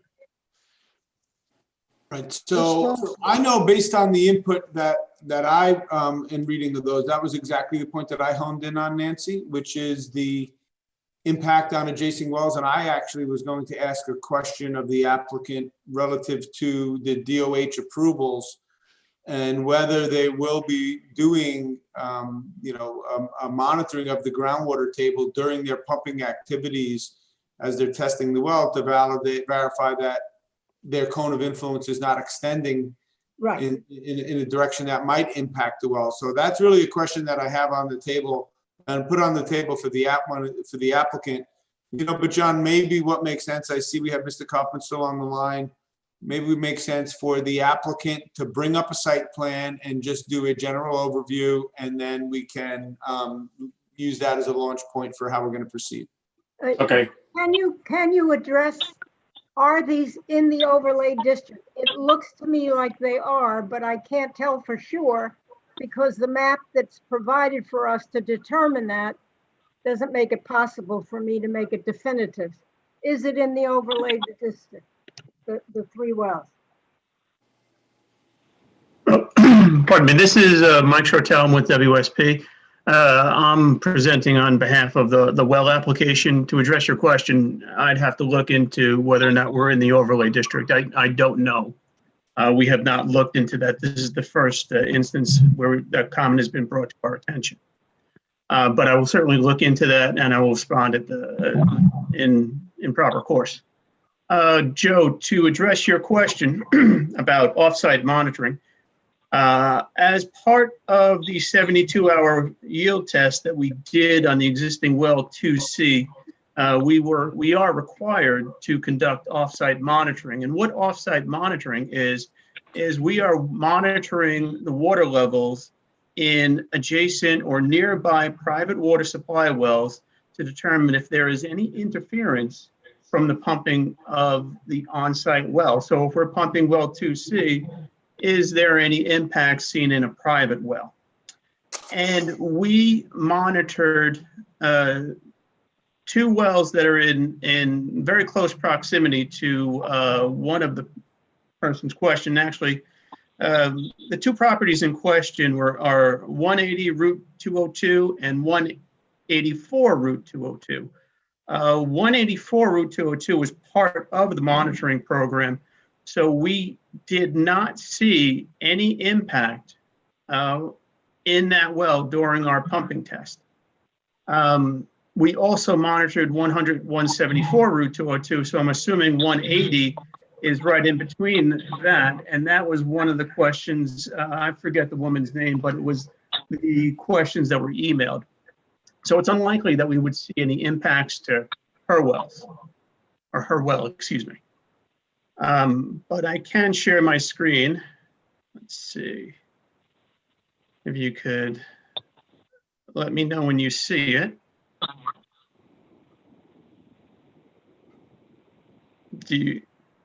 Are you with me? You see my screen? Okay. I believe 180 and 184 are in this vicinity over here. The well that we conducted our pump test is over here, and the scale on that is 100. I believe this is about 600, 700 feet away. So we pump tested this at about 11 gallons per minute, and we did not see any interference in these property owners over here. These are the wells in the DEC buffer that we're looking to drill. Those are in the wetlands. Those are in the wetland and in the DEC buffer, correct? Yeah, If we get a successful well, this is one bigger. that has, appears to have a suitable yield and water quality, we would then be required to do that same pumping test. And we would have to solicit homeowners again and conduct off-site monitoring as we did with well 2C. So if there is any impact to this, to any off-site wells, we would be able to determine that. Wow. All right, so now do you have a monitoring program? At what point do you put together that monitoring program, Mike? We put together a pumping test plan, and we submitted that to Westchester County Department of Health. And in that, I believe it included the wells that we wanted to monitor. We then submitted letters to the surrounding properties, the homeowners, requesting authorization to monitor their wells during the test. Sometimes we get a yes, sometimes we get a no. In this case, we did get an affirmative for 184. Which is why we were able to monitor their well during the test. Right, and I think as we move over to those other 3 wells, there's probably some other homes that you're going to be looking at. So I guess I'm curious, given the concerns we're having, I think that you should submit the monitoring plan to us. Okay. So that the individual homeowners in the area can very definitively see which homes you're monitoring so that they can feel comfortable about the monitoring program. I mean, okay. So I think a submittal of the monitoring program itself, and then of course, the follow-up of any, report out of that, I think should be part of the protocol here moving forward. Which is customary. After we complete the pump test and we complete our analysis, we would then submit a letter to the homeowner, letting them know what the results were. So they would have a letter from us documenting that, in this case, there was no water level interference between the 2 wells. And Mike, I think it's important to point that out, where that comes in the process. That's after we get approvals to go out there and drill the well. And it's in that process after that well is drilled, and it's in the testing phase of that well that's already drilled. So that is something that happens later down the line. But I think the monitoring plan, John, correct me if I'm wrong, but we could get the monitoring plan submitted as part of the application process, correct? And then we could put a prior to, certificate of occupancy, you need to submit the test results. I think we can handle it that way as part of the approval process, so that you can keep moving on your work, and then, but just so to make sure that you close that loop with the town as well. Would you be comfortable with that approach? So let me ask this question to Mike then. So the monitoring plan that we would put together, would we have enough information to put together that monitoring plan before those wells are drilled? We could identify what wells we would want to drill, and we could prepare a pumping test plan that would identify those locations. So we could do that, yes. So maybe in that plan that we're submitting to the board, in case DEC wants to look, or Health Department wants to look at something different, we could identify which wells in the neighborhood that we would be monitoring. Mm-hmm. I think that might be something that's doable. Yeah, yes, it certainly is. That to me is the most important thing, is to identify, brief description of the test and which wells you're going to be seeking to monitor, to measure drawdown. I can understand why you're not seeing an impact. I mean, we have that pretty sizable stream that runs between where your wells are and where the homes are. And, Mike, I don't know if that stream is discharging into the ground or whether that's being fed by the ground. I'm not sure, but in either case, it should provide some level of a boundary condition, I would think, to keep the water from, that cone from influencing beyond it. But, obviously that's what we do testing for. So. Well, perhaps. I mean, but when we did do the test in well 2C, we did see an interference between an on-site well 6. So well 6 is right here. Okay, so you did see it on the other side of the stream. Okay. Yeah, a little bit of influence, but not in these wells. Okay. Just this well. Before we leave the topic of this, this concern of residents, I'd just like to say that in one of the emails, Gloria Roberts, one of the things she asks is about responsibility. You could call it liability. And she says, and this question is for our counsel, Joe Ariola, if you could respond, because I think it should be addressed for the record. She says, I would like to be assured that should the application be approved, the Willows will be fully responsible should that happen. That being, if the application for Willows to drill 4 sites goes through, the additional water usage may affect my water supply and my well will run dry. So the letter writer is saying, I would like to be assured that should the application be approved, the Willows will be fully responsible should that happen. Joe, can you respond to that?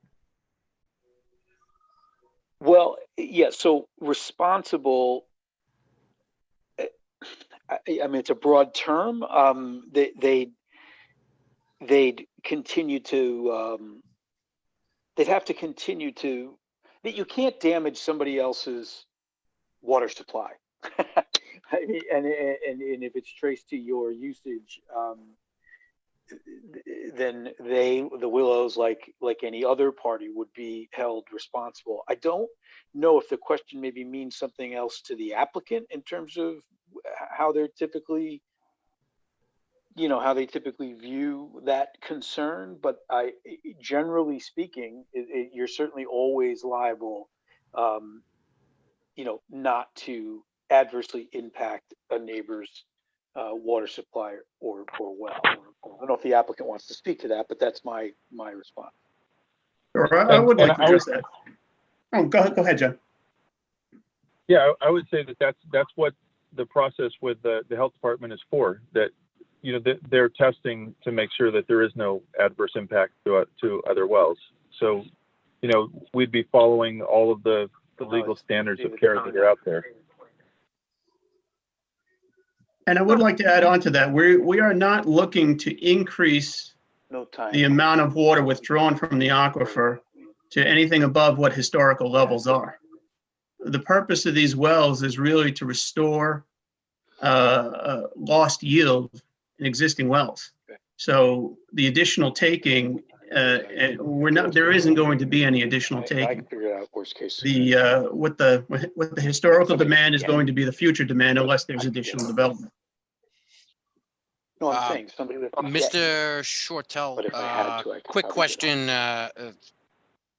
quick question from Ms. Orr along those lines, and maybe this is where the confusion is. In one of the public notices that were sent out, there was a statement in there that you were looking to increase the water supply capability. Water supply capability. Now, I see the word increase and supply in that sentence, right? Does it mean that you're looking to increase the volume that you're drawing out of this, or does it have some other meaning? No, we're not looking to increase the volume. We're looking to restore lost yield. We are not going to increase the supply. The supply, what's supply a lost equals yield? demand, essentially. Right. Whatever the Right. demand is from the facility, that's what the supply will be. And since there is no additional development, in theory, there is no additional demand. So the supply will be whatever the demand is, which is the historical demand. Okay. You're just putting the straw in the ground I'll in take a different spot, right, I'll Mike? take a swing at that question. I'm sorry, I couldn't understand. So there's a lot of things going on with the wells out there in Dike here, and there's a lot of different moving parts. Traditionally we had about 40 gallons a minute out there, and that yield has dramatically dropped. So that it's dropped because the condition of the wells, they're just not producing enough water. We've tried to frack those wells to open up the cracks in the ground to get more water out of there. And, a number of years ago, we had some of those wells didn't respond well to fracking. They kind of collapsed in a little bit. So we don't see that as an option to restore that yield. So we're looking at drilling new wells. So one of the problems that we have out there in Dike here, why we're trucking in water, is because we've lost capacity in those wells as they just age and they have reduced yield. And also there's wells with high chlorides in there that we would like to not use anymore. So in looking for these new wells, again, they're just different straws into the aquifer to take out the same amount of water that we historically have had, so that we're not in a situation where we need to truck in water for the residents. Layer on top of that. Sorry. Yeah, okay, layer on top finish. of that. Yeah, when you layer on top of that, the trace amounts of PFAS that we have in the water, we also are required to build treatment to address the PFAS. What chemicals are used during the fracking process? Is there any possibility that any part of the fracking process caused the problem with the PFAS? No, it's potable water that's used for the fracking. Okay. But that was done many years ago, and that's not an option that we're pursuing here now. How many straws can you stick in an aquifer before it runs dry? I think it's more of a matter of how much water can you take out of it. You reach some kind of sustainable yield. I'm just trying to take it from a layperson's point of view. Aquifers, water tables. I kind of see the common thread throughout a lot of our residents' concerns that What's wrong? you're going to suck more water out than it's in the ground, and I'm not going to have any water when I need it. Can you just briefly explain why that is not likely in a likely scenario where the demand versus the refill time, or give me something tangible that I can help understand myself better with why this won't cause problems theoretically. Yeah, so our demand hasn't changed. We're serving the same demand from the residents out there. We're drawing the same amount of water out of the ground. The reason that we're trucking in water and that we're not able to draw that amount out of there is two reasons. One, we choose not to run some of the wells because they have high chlorides. And the other reason is, as wells age and you're drawing water out of there, silt forms in the pathways and they start to clog up. So the amount of water is really related to those wells clogging up. Okay. And for the aquifers or the wells that are around the willows, right? So now I am outside of the water supply of the willows. Is it a shared aquifer, or does the willows kind of have their own? With those bottles and cans. Mike, if you can speak to that, if you can Sure. let me insight on the aquifer. Everyone in the area is on the same bedrock aquifer. And the wells that we're talking about for the Willows property, these are essentially residential wells. The well that we're drilling, the wells that we're proposing to drill are no different than all of these homeowners have in their properties. And even the pumps that we're going to put into these wells are essentially residential pumps. It's not uncommon to find a 10 GPM pump in a residential well. But in this case, for what we're talking about, we are not going to be taking any more than historically was done. And also based on a hydrogeologic perspective, the recharge to the aquifer is far greater than what we're taking out. That can be easily supported. We're not going to be dewatering the area with the wells or pumps that we plan on putting in. Again, it's all residential equipment. That's no different from every homeowner that has a well.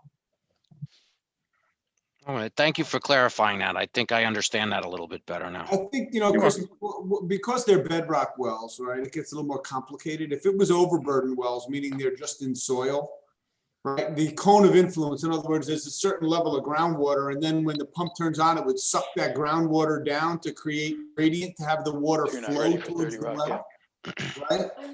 Hey, Joe, Yeah. we gotta mute Joe Ariel's thing there somehow. I don't know if he can hear us. Is it Joe Ariel? Yeah, I can. Are you hearing? Yeah, you keep cutting in, so I want you to mute that. Thank you.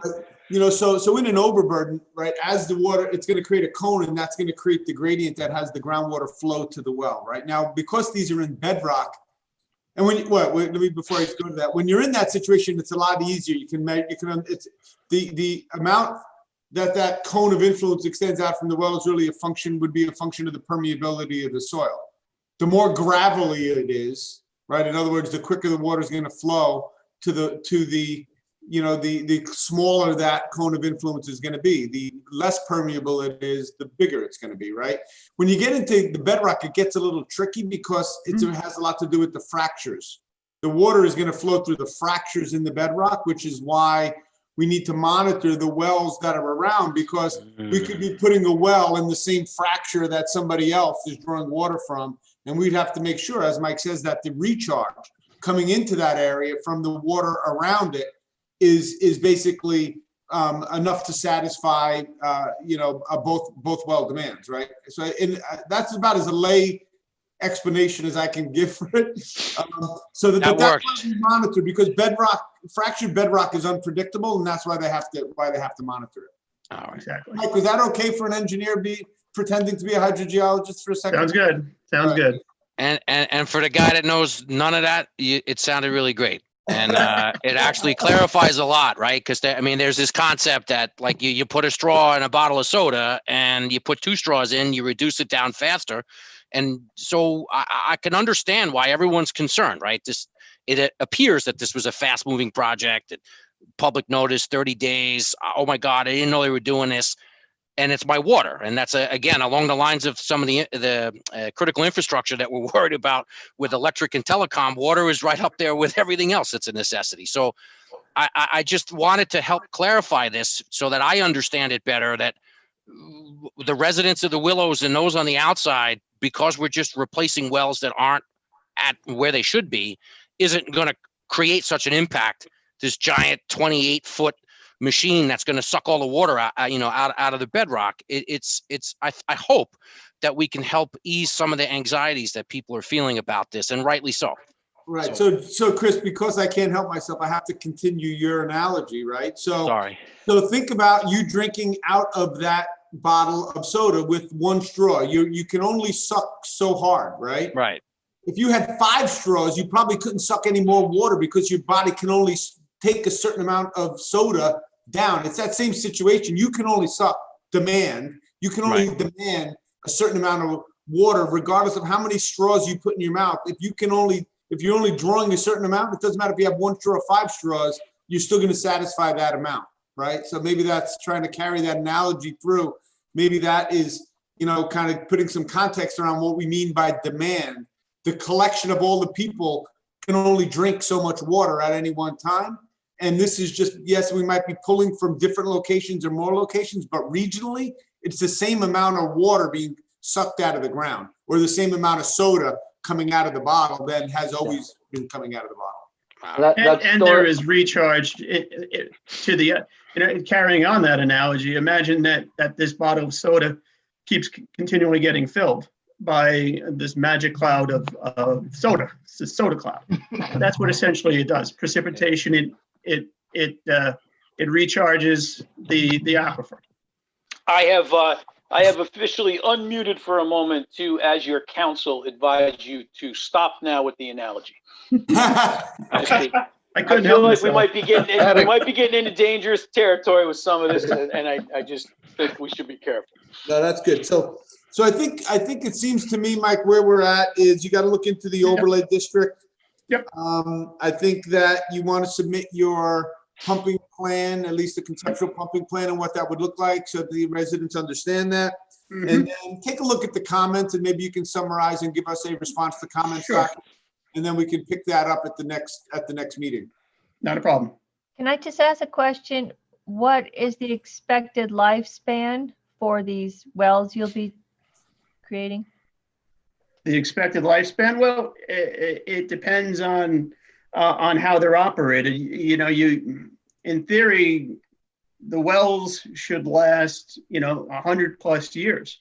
But if the groundwater table drops, if the wells are overpumped, then they reduce yield. All these things are factors. So there's no hard set. This is not, you can't give a warranty on the lifespan of a well.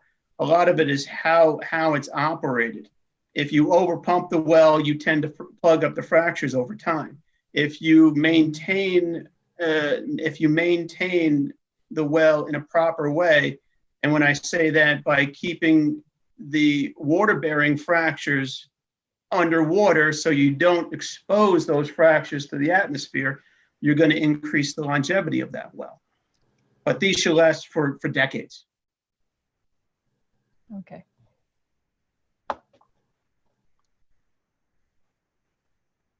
Okay. Right, Any more comments from board members?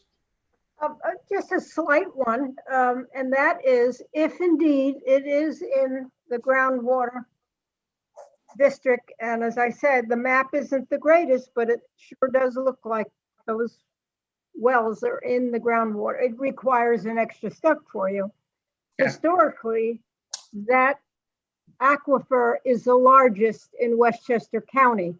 Something I never understood. Does that mean the amount of water, largest amount of water, or does it mean physically it's the largest? I don't know which, but how much value there is in that piece of history, I don't know. Well, I certainly don't know. Yeah, I don't know, but what I can tell you, Nancy, is we are fortunate to have this aquifer. This is a high yield aquifer for the town. Okay, you got it. And we got to protect it. Absolutely. Which doesn't mean don't use it. It means don't let it get messed up. Right. Surratt, do we have to declare ourselves lead agency again on this piece too? You know, this item is really in Joe and Steve Wolfel's court. Joe, how do you usually deal with this? I think that the board does need to, I mean, a lot of times when we're dealing with these permits, we wind up doing type 2 actions. Right, so that we don't have an exhaustive secret process. So who is, Mike, relative to what you're doing with the health department right now, how are they handling the environmental review? Well, they are, well, for the DEC wells, or the wells that are located within the DEC buffer, we have addressed all of Westchester County's comments, with the exception of providing them with the approval from the New York State DEC. Is the DEC declared themselves lead agency on this? Not to my knowledge. That topic has never come up in conversation. All right, so Surratt, I know that this is not an application that would traditionally sit with you. This is a little more complicated than many of the wetland applications that we deal with. What would be your recommendation on how we proceed? Okay, then if we're going to deal with it in a typical fashion and not the way you usually deal with wetlands, then we would have the planning board declare itself lead agency. Okay. And it sounds like there's and we can do that in an uncoordinated review because obviously there are other agencies already proceeding on this, or would we do that in a coordinated? Well, it would have to be, you don't need a lead agency if it's not a coordinated review. So if there are other agencies that need to grant approvals, then it would be a coordinated review, and you could declare your intent to act as lead agency and see if anybody else is more eager to do it. All right, so it sounds like that's where we're at on this, is a notice, because there are other agencies approvals. There's 2 other agencies, which is not typical for our wetland applications. So I appreciate the input, both Joe and Surratt. So I think that, John, it's time for the board to declare its intent to be lead agency. And then Surratt, I think I'll have to coordinate with your office on the circulations. Sure. So, but the 2 other agencies that would be involved are Westchester County Health Department and New York State DEC. DEC, okay. And I'll make that motion that we declare ourselves with the intent to be lead agency for this application for the exploratory drilling, 2 locations and 1 alternate location to increase the water supply for the Dyker water supply drilling location. And they're both within the DEC wetland buffers. And the site is actually on Crystal Drive. Second that. All in favor? Aye. Thank you. All right, next on our agenda is some project reviews. The first one is an application by TM Crowley and Associates for site plan approval for construction of a single-story, 14,812 square foot CVS pharmacy store with a single lane drive-through on 3 lots, totals approximately 3.3 acres with 76 parking spaces. The Excuse me, drive-through report. I Yes, think you may have skipped item number 8. I'm on 7. No, 7 is New York Water, and 8 is Insight Wireless. No, I have 7 as CVS. 6 was No. New York Water. Insight is 8. I'm not sure which agenda you're looking at. What does everybody else's agenda look like at the moment? Full. Mine says number 7 is Insight Wireless, then number 8 is Summer Sanitation. I don't even see on the one that I have dated Yeah. October 14th, even CVS. This was a last minute change. No, this was not a last minute change. This came out a while ago, but I apologize if there's some confusion. Yeah, I've got However- number 7 Insight. Yeah, I've got number 7 And then 7, number Insight, 8, is Solar Summer Sanitation. So you don't even have CVS? No. Oh, 7 is Insight. I'm looking at the one that came from the town with all the attached documents. so is CVS not on our agenda tonight, Saret? CVS is not on the agenda. Okay. Then, excuse me. Our next project review is for the Insight Wireless Group LLC special permit renewal for the property known as 121 Route 100, also known as the Amato property. Mr. Gaudioso, would you like to say anything? Yes, good evening, Chairman, members of the board. Rob Gaudioso again on behalf of Insight. This is a special permit renewal. The tower was originally approved by the zoning board. It was renewed by the zoning board. This one is now in front of the planning board for renewal. Insight is the owner of the tower and the facility. This does not include AT&T. They have their own separate facility. So any issues related to AT&T are unrelated to this renewal. Also, Verizon and Sprint, who are also co-located on this tower, are not part of this renewal. They're completely separate. So we Why did not? submit. What's that? Why not? Why can't we coordinate these? Because they end up amending their applications to amend their facilities and get new permits, which puts them on a different time frame than the tower.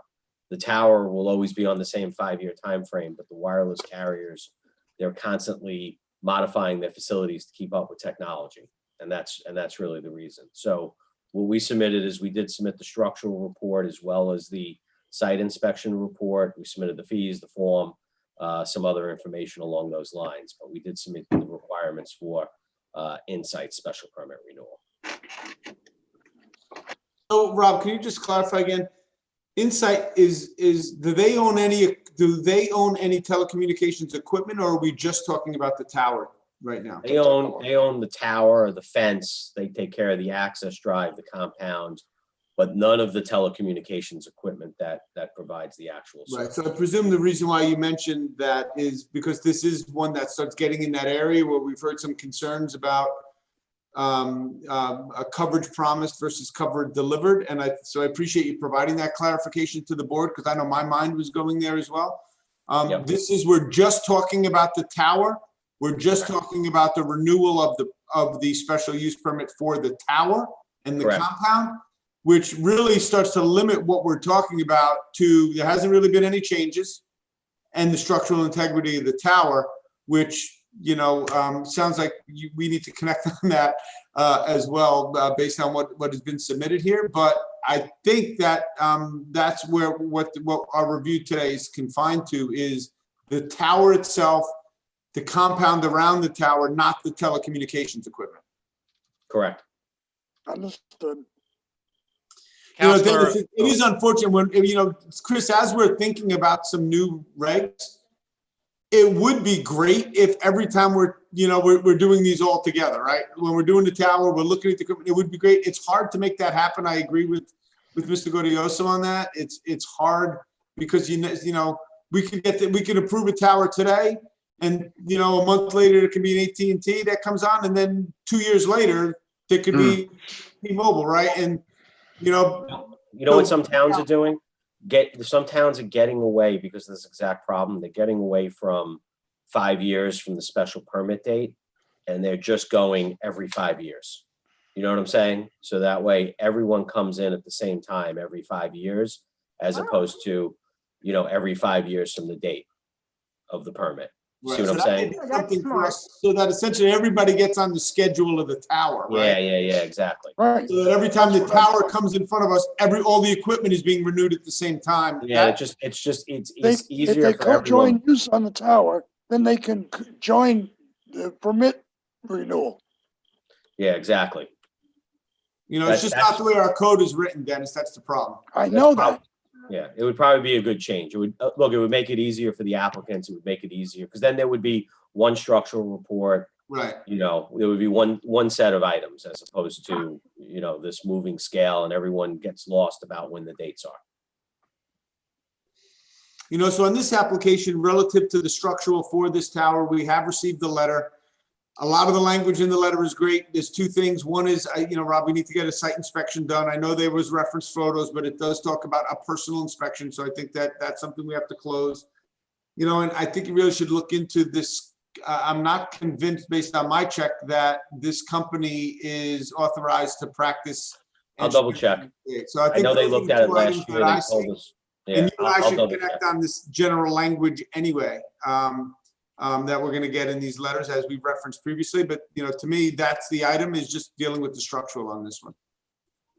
Yeah, so I'm happy to double check on their authorization to do business in New York. I know they had clarified that last year. I'll double check.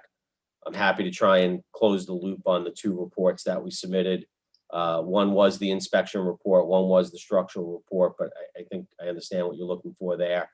And we'd be happy to come back next month. The only thing I would ask is, because you have looked at this one so many times and it is just the tower, if we could do that, but you have the express provision in your code to be able to waive the public hearing. We would just ask for that courtesy as well.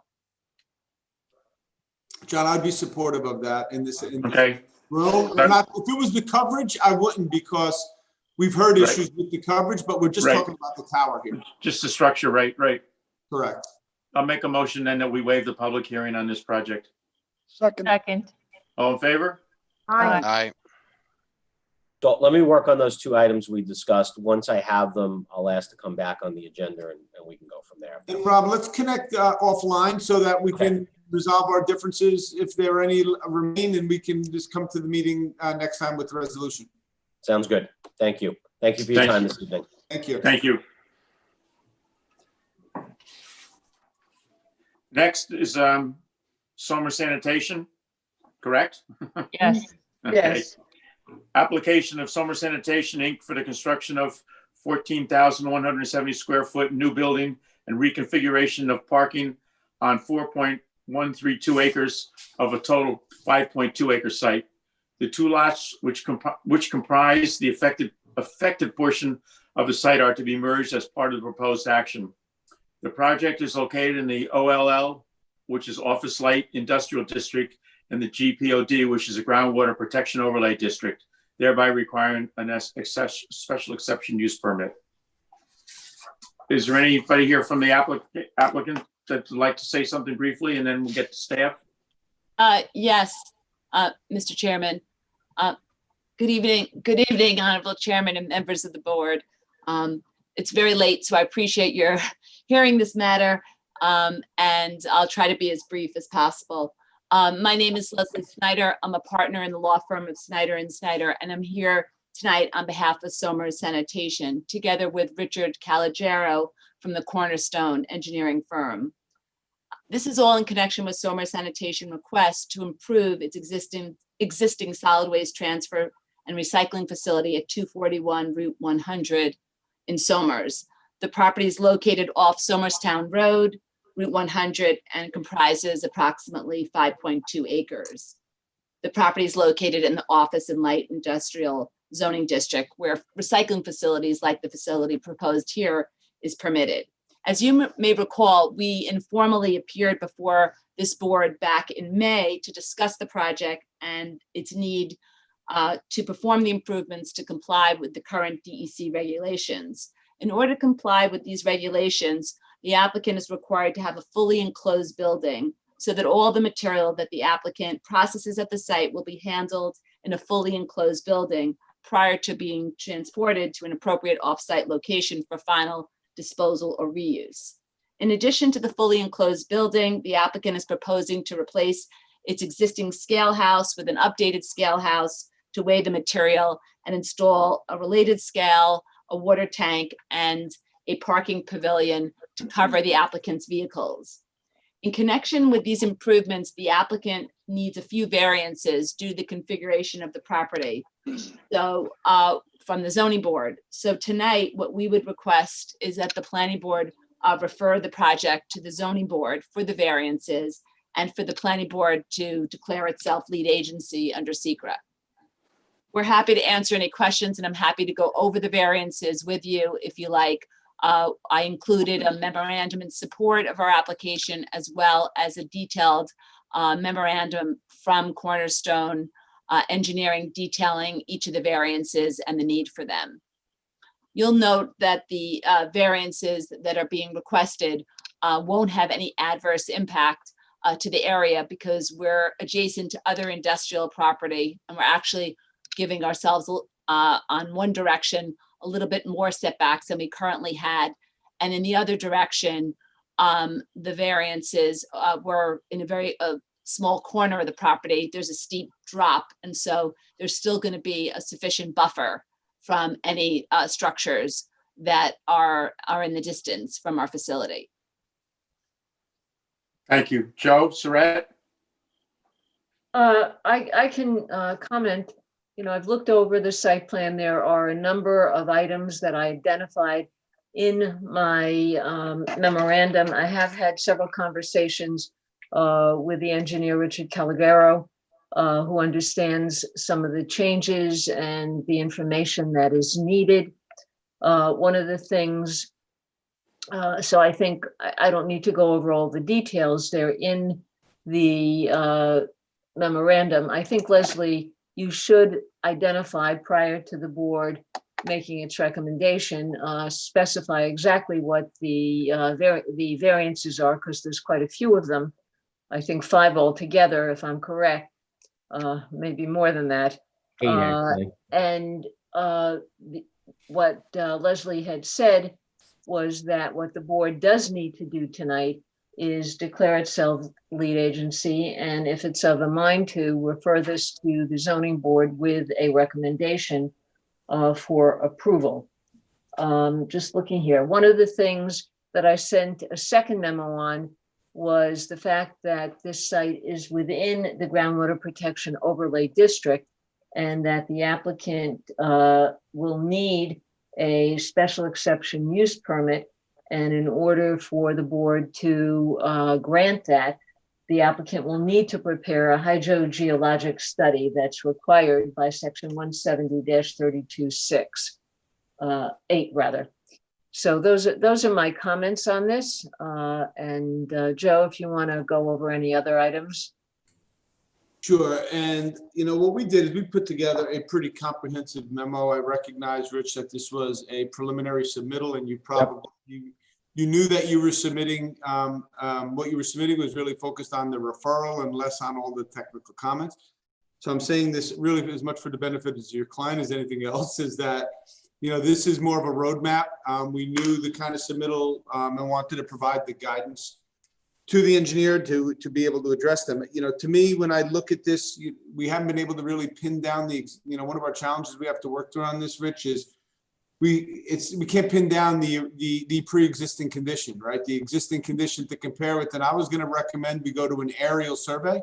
Well, based on what I've seen so far, that seems to me to be the most reliable way to get an existing condition at the time of, you know, after the construction of the last building. Let's try to find. Well, Joe, that was the one item that I wanted to talk about tonight. All of your other comments, I agree. You know, this is very relatively preliminary to get to the ZBA, to get the referral to the ZBA. But the question regarding going back and looking at the conditions in 1993, we do have the plans from 1993, and that approval was just for lot 7.1. So we really only have topo on a 45-foot swath of the site that basically runs across the northern edge of the site. I think actually, Joe, what's really relevant here is that when we make these improvements, they will, the post-construction will certainly be better than the pre-construction, and we'll make sure that there's no net runoff. Well, yeah, I and think that's what you really need. but the New York Really State, what I'm focused on is mostly is there's, you're ultimately, there's an existing condition and a proposed condition, right? So the question is, what's the existing condition? and I would argue that the existing condition is what you have out there right now. But I might argue that there's a lot of things going on out there right now that were probably not on your original site plan. Well, I've been going to that site for 20 years, so I'm actually in 1993, that's when we put the roof enclosure on the property, and that was on the smaller lot. The other lot, actually, there has been in existence for quite some time, and the operations, there's not really structures there other than the house that has a CO and some of the other items. I just know, Counselor, I go to this site. I know that there's been areas added over the years that there's been no structures, Right, no structures, but I'm talking. Right, so I think they didn't need, there was nothing that they needed to amend their site plan for because they weren't created any structures. So I don't think there's been anything. I think that at this point, we're really at whatever the existing conditions, and we're making improvements, which is going to make everything. This is where we might deviate, and we might want to take this offline, but but what I look at it is, they may not have been in for an approval because they didn't put a building, but that doesn't give somebody the right. I can't just pave my entire property because I choose to, because I'm not putting a building on. I'm creating impervious surfaces that there are regulations that require and regulate to govern the installation. Right, but many of this was done, I can tell you, before I was born. So well, that's what I'm saying. That's why I'm saying let's look at the 1993. Let's pick. I don't know. I think we can. It's very late, and I think we can talk about this offline to see what. I'm not sure what exactly you want and what you need. And I don't know. I don't know how we would actually do it because we don't have any topo for the area. I'm why don't we talk about this offline and Joe, see what you're looking for so we can get a better understanding, because the site plan is consistent with law, and any improvements, any structures that were built, I can tell you, we got approvals for. So, and it's been in this state for a very, very long time. I just want to make sure that I'm not making any claims that you're in violation of anything. All I'm saying is I'm looking to establish a pre-existing condition, so that we can compare it to the post condition. And yes, anything we do is going to be better, but you may be doing things right now that are contributing to runoff that we need to address because they probably maybe should have been addressed in the past. That's really where I'm going to, and I agree we should take this offline and have this conversation between the three of us, and I would add Jennifer to that conversation. Okay, I think that what Surratt suggested maybe would be a little bit helpful, because we're asking for you to refer us to the ZBA on the variances. So if you wouldn't mind, if I could indulge just to quickly go through the variances so that we have all of them listed, because I believe there's 8 of them. Leslie, before you do that, let me just say, I don't see there's any reason what I'm bringing up that should prevent the board from referring this to the ZBA. They're separate items. We're talking about engineering and stormwater versus variance items. So don't let the conversation that, Rich and I started having about stormwater influence the decision about referral to the board, because I think they're separate and distinct issues. So I'm sorry for interrupting, but go ahead, Leslie. No, I appreciate that. So we're asking for a height variance. Your code requires that a building shouldn't exceed 30 feet. This building is proposed at 34 feet, and that's in order for the vehicles to be able to dump the material And inside the building, it has to be high enough so that the material, the trucks can dump, and then it doesn't hit the ceiling. So that's just asking for a 4-foot height variance there. Second, we're requesting a 9% variance with respect to maximum site coverage. This property is largely already has hard packed dirt and gravel. So we aren't proposing a lot of additional impervious surfaces, but that hard packed dirt and gravel is considered impervious surfaces. So we're asking for a variance of 9% with respect to maximum site coverage. The third variance we're asking for is regarding the vegetated buffer.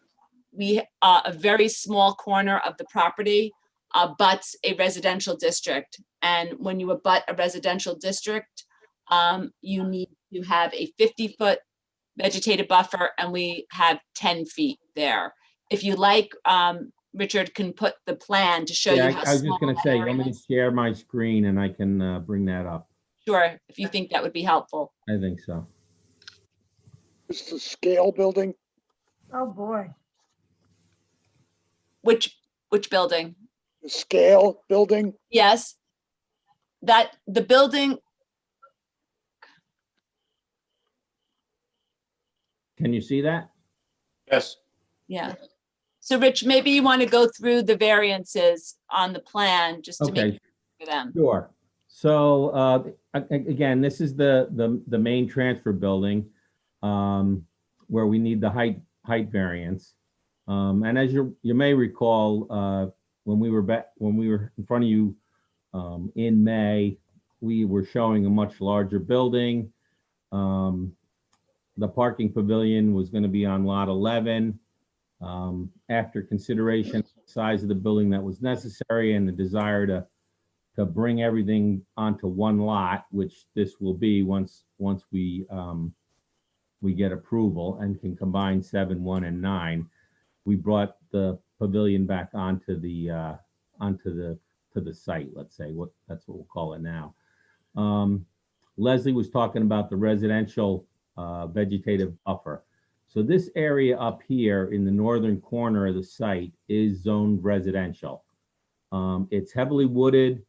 It's a steep slope upward up here towards Highview Terrace. And it would be difficult, if not impossible, to build back in here. That's just my opinion. I'm sure, So I think what Rich is saying, that even though it says a 50-foot buffer in this corner, we have 10 feet, but we really have more because that area is wooded. That's owned by the same person who owns the lot to the east of us. And that's in both Majestic, a commercial industrial property owner, our neighbor. So there's no, I believe he bought that as a buffer for his property. So I don't believe there's any intent to build anything over there. So even though we only have 10 feet there actually is more of a buffer because of the steep slope condition behind us. So we're proposing a 10-foot buffer here, which will be planted with some sort of evergreen. We'll obviously develop a landscaping plan as part of this site plan. So the other variances are setbacks. So this is the scale house, the new scale house that Leslie mentioned. That building at its closest point to the property line is 24 feet from the property line. So we need a 16-foot variance there. There's already an existing scale located here in between the new scale house and this second scale, which is the site currently has a second scale approximately here. So this scale will be relocated, and it also falls within the 40-foot buffer at this corner here. And that is 31 feet or 34 feet rather. Wait a minute.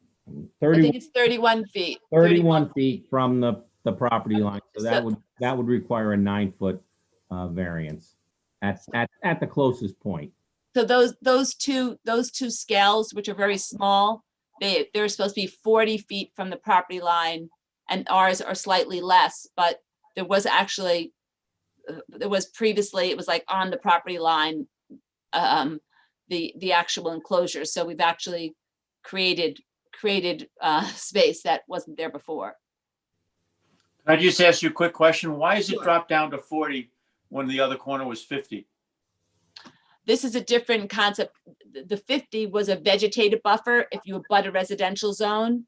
The 40 feet is just your side yard setback. Setbacks? Okay. Right. Correct. Okay. So we need 2 variances for side yard setbacks for these small scales. Well, for the scale and the scale house. And then we also need a variance for the proposed parking pavilion for the trailers. That's 10 feet from the property line. So we would need a 30-foot variance there. This lot 11, as you may recall, is owned by the same property owner as the project site. And then the last 2 variances, I guess, is that we need a side yard and a rear yard variance, because the code calls for a 50-foot vegetative buffer when you're abutting a residentially zoned parcel, which is this area, and then a 40-foot setback from that buffer. So we are going to have this water tank, which we need for fire suppression purposes for the new building. That will be located 2 feet off the buffer. So we need a variance for that also. That's the 7th variance that you've listed. 7th and 8th, I guess, because I believe this is the side yard over here and this is the rear yard based on the code and the way it's described. So we have a rear yard issue and a side yard issue in this. Side yard. Okay. Okay, 8. So that's a brief summary of the variances that we need. Well, I have a question. You know, Joe stated that he didn't feel that the variances moving to the zoning board should be impeded by his concerns that he wanted to take offline. But variance number 2, as I understand, it seems to fall squarely with engineering and stormwater, because that's the 9% variance with respect to maximum site coverage and dealing with impervious surface. I don't think Joe is objecting to what we're proposing. He's just trying to figure out what was our existing condition so that when we show our proposed condition, he can see the comparison. We're going to have to meet the new, just so you know, we will have to meet the new stormwater requirements, right? And make sure that everything is contained, which this is a very old, this parcel has been utilized for actually recycling, I think since before the 40s, if I remember correctly. So if we go back further. Right. I think you're correct. I think you're correct. So so I don't think it impacts Joe's issue, as long as I think what he's trying to make sure is that we will have a proper stormwater plan. Right. So Vicky, I concur, but let me just use some different words, right? Which is their variance that they're applying for is based on what they're proposing in their end condition. Okay. So the variance, because it's a surface coverage issue, variance, they are looking at when we're done, what is our coverage going to look like? And that's what they're seeking the variance for. That's not going to change by the work that I'm talking about. What I'm seeking to do is to understand what are we going to call the pre-existing condition so that I can design a stormwater system. But as far as the coverage goes, that will not change in any positive way. Meaning not in an additive way, any more impervious surface through that analysis. That might result in them expanding the basin, for example, on the adjacent lot, as opposed to having to add more impervious surfaces on the lot that they're seeking the variance for, if that makes sense to you. That makes sense. That makes sense. I mean, I remember our initial discussion and asking about the dirt and gravel area and what was it used for? And it seemed as if more areas were being used than were sort of indicated. It wasn't clear looking at the map that certain areas were being used. So, okay. All right. Yeah, I think that's a clearer statement for the record. Thank you. Okay, great.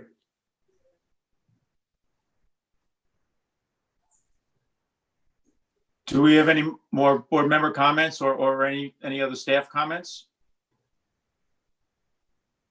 If the board is agree, what's the board? Is the board in agreement that we refer this to the zoning board with our recommendation? Yeah, I'd make a motion to do that. Okay, and also we should declare ourselves lead agency, right? Yes, That too. I definitely think we should approve these variances because the bottom line, it is such a great improvement over its true history. All right, so I'll make a motion that we recommend these variances to the zoning board. That's motion one, and the second motion is that we declare ourselves lead agency for this project. Well, you're declaring intent. Intent, you're right, sorry. Intent for lead. Let me make them separate. For the first one, I make a recommendation that we recommend this to the zoning board for the variances. Second. All in favor? Aye. Aye. And my second motion is that we declare our intent to declare ourselves lead agency for this project. I'll second that. All in favor? Aye. Aye. I have a quick question. Shouldn't that resolution say how many variances we're approving? Well, we're not approving them. It's only the zoning board. We're sending it to the zoning board with our recommendation for approval, aren't we? There's eight of them, I believe. I I thought it was think just a referral, like they have to determine whether or not I know they zoning, right. They make the determination, but we're making a recommendation that we support. Right. What's We're been forwarding requested. them with a positive recommendation. Right, right. For all 8 variances. Yeah, I think we should list the number. That's all. All right, then I'll A lot, modify the motion to list the 8 variances in our recommendation to the zoning board. Thank I'll you. second the modification. All in favor? Aye. Aye. I mean, obviously it's a moot point. If they don't get the variances, back to ground zero. Yeah, we can't go ahead either. Right. Thank you very much. All right, thank you. Have a nice evening. Thank you. Bye. Our last 2 items are 2 discussions.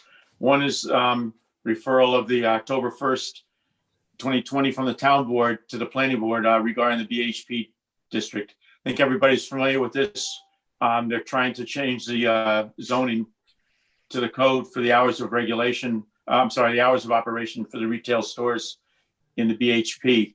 We're also in receipt of a letter from the Westchester County Department of Planning, and I believe they didn't have any problem with the town board making that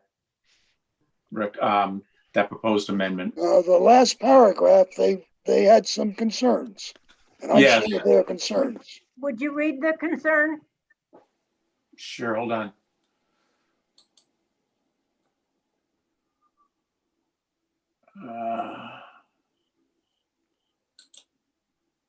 I have it available if you'd like me to They read it. said it's a town action, but they had some concerns with the town taking the action. Yeah, but I didn't thought they spelled it out. It is unclear how restricting the hours of operation for retail uses exclusively will help preserve the historic character of the BHP district when all of the uses will be allowed to operate without this restriction. Restricting retail business operations between 7 a.m. and 7 p.m. could potentially create a hardship for retail businesses and seems misguided in an era when retail store vacancies are reaching historic levels due to competition with online retail and other economic factors. We point out that there are many historic districts throughout Westchester and New York State that successfully allow retail businesses to operate later than 7 p.m. while maintaining their historic character. And I agree with that. Yeah, I think that I it's agree too. selective restrictions. There are many retail, food and other establishments in and around the hamlet that aren't being restricted. It's selective. And I have a problem with that. Yes. Yeah, but I mean, you can argue the other way and say a lot of our ordinances are restricted, right? I can't build an office No, I complex said in it. selective. I That's said zoning. selective. Well, this is one that we're looking to select. I mean, it's, I mean, I don't know. I have no opinion on the motion yet. I wanted to see where the board was lying with this, and I'm just kicking this around for the sake of discussion. You know, it's Somers Hamlet, it's a historic district. What businesses currently operate 24 hours that would have a hardship? What businesses would maybe want to apply for a variance to operate 24 hours? I don't know. Would this legislation allow for a variance to be issued? I mean, maybe now if we do that, we can analyze on a Who's case by seeking case. 24 hours? What's that? Who's seeking 24 hours? Well, nobody. I'm assuming if it's 7 to 7, someone's looking to operate around the clock or 7 to between the 11. hours of 7 p.m. to 7 a.m. on the overnight, right? I mean, I understand the need to tread lightly on overimposing overarching legislation, right? Like I get that, but we've got to look at we've got to look at the why do we even have a historic preservation district, right? Why? There's a very good reason why we have it. It was about to be obliterated back in the 1970s, when in 1972 they came in with a proposal that they adopted to build 3,100 new homes known as Heritage Hills, and a month later approved another 1,200 for Primrose Farms. And we suddenly had a great pressure to preserve our historic district, and eventually it was done. That's where the pressure came from. Sure. Okay. And to preserve it. And the second thing we have in this district that where the proposal to be opposed came from the Architectural Review Board. And the town board came up with the 7 to 7. I watched the meeting and there was opposition, needless to say, from the property owner, which he explained he had a hard time renting the property. And the supervisor explained we are a business-focused town board, and both he and Garrity said they were open to other suggestions. And so I think that Dennis has right to really say what's wrong with it. The real problem is the traffic at that intersection, and prohibiting 24 hours does in no way helps the traffic situation. The real problem is addressing that, which is, we don't do this right at the moment. That's be part of the rest of our discussion of what goes on with this project. But just so you understand, that historic district where the animal hospital is, that was a tavern. That building still exists. Right. It was a tavern when Rochambeau and George Washington himself stopped there and spent the night and had a couple of drinks. There were no hours then. The hours were any hour. You came by on your horse, whether you were on a war or retreating from a war. And here we are today. I don't think not having 24 hours in any way preserves history, because history, we functioned round the clock. So I think it's a silly argument. We need to discuss what are reasonable hours for this business. And I think we should consider the 24 hours or some other. Again, 24 hours is only commercially viable if there's a demand for that service for 24 hours. I don't see it. Well, okay, so but just we're focusing on 24 hours, and it's not true. So I misspoke. When I said 24 hours, I'm assuming it's going to be a 24-hour operation, right? Because to me, from 7 p.m. to 7 a.m., despite the 10 o'clock hour now, I'm generally in bed and shut down, right? So I want to try to look at this from a broader perspective, right? Historic preservation. If we were concerned about a multi-family dwelling complex coming in and wiping out the historic buildings, then we should have called it solely the Historic Building Preservation District, right? There is a larger atmosphere, there is a larger environment that comes with that. Buildings are great, and of course they play just one small part in history. But now the whole bucolic nature of that district, the whole reason for us, we're always concerned about, I mean, signs, right? Like what businesses put signs up in that district. I mean, we're trying to preserve the overall atmosphere for the sake of Somers, for its history, and for it being the cradle of the American circus, for it being a spot where Rochambeau had a cocktail with George Washington. And I mean, that's, I'm pretty proud of that, you know? And I just think that if we allow a district like this to operate a business, any business, and listen, I still would like to be able to make public comment as a resident to the town board when the legislation goes open, if it goes open for public comment, that I think that there should be a variance process, right? If I want to open up a veterinary clinic or a medical clinic and be able to provide that stuff, I don't think that necessarily,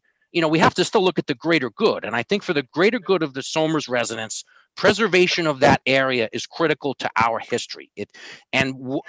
We have to just be able to tread lightly on what we define as that. But in my opinion, and this is where I'm probably leaning on this right now, is we would have the authority to restrict hours, petition the board and say, hey, listen, this is what I want to do. I want to open up a 24-hour online casino place. And well, clearly that's not going to fit within the historic district, right? But now if I do want to open a tavern up, or if I do want to open up a business that might operate beyond that, the ability to grant a variance, I think, is a powerful tool for any legislative body to look at that on an individual basis. Excuse me, I want to say one thing. Please.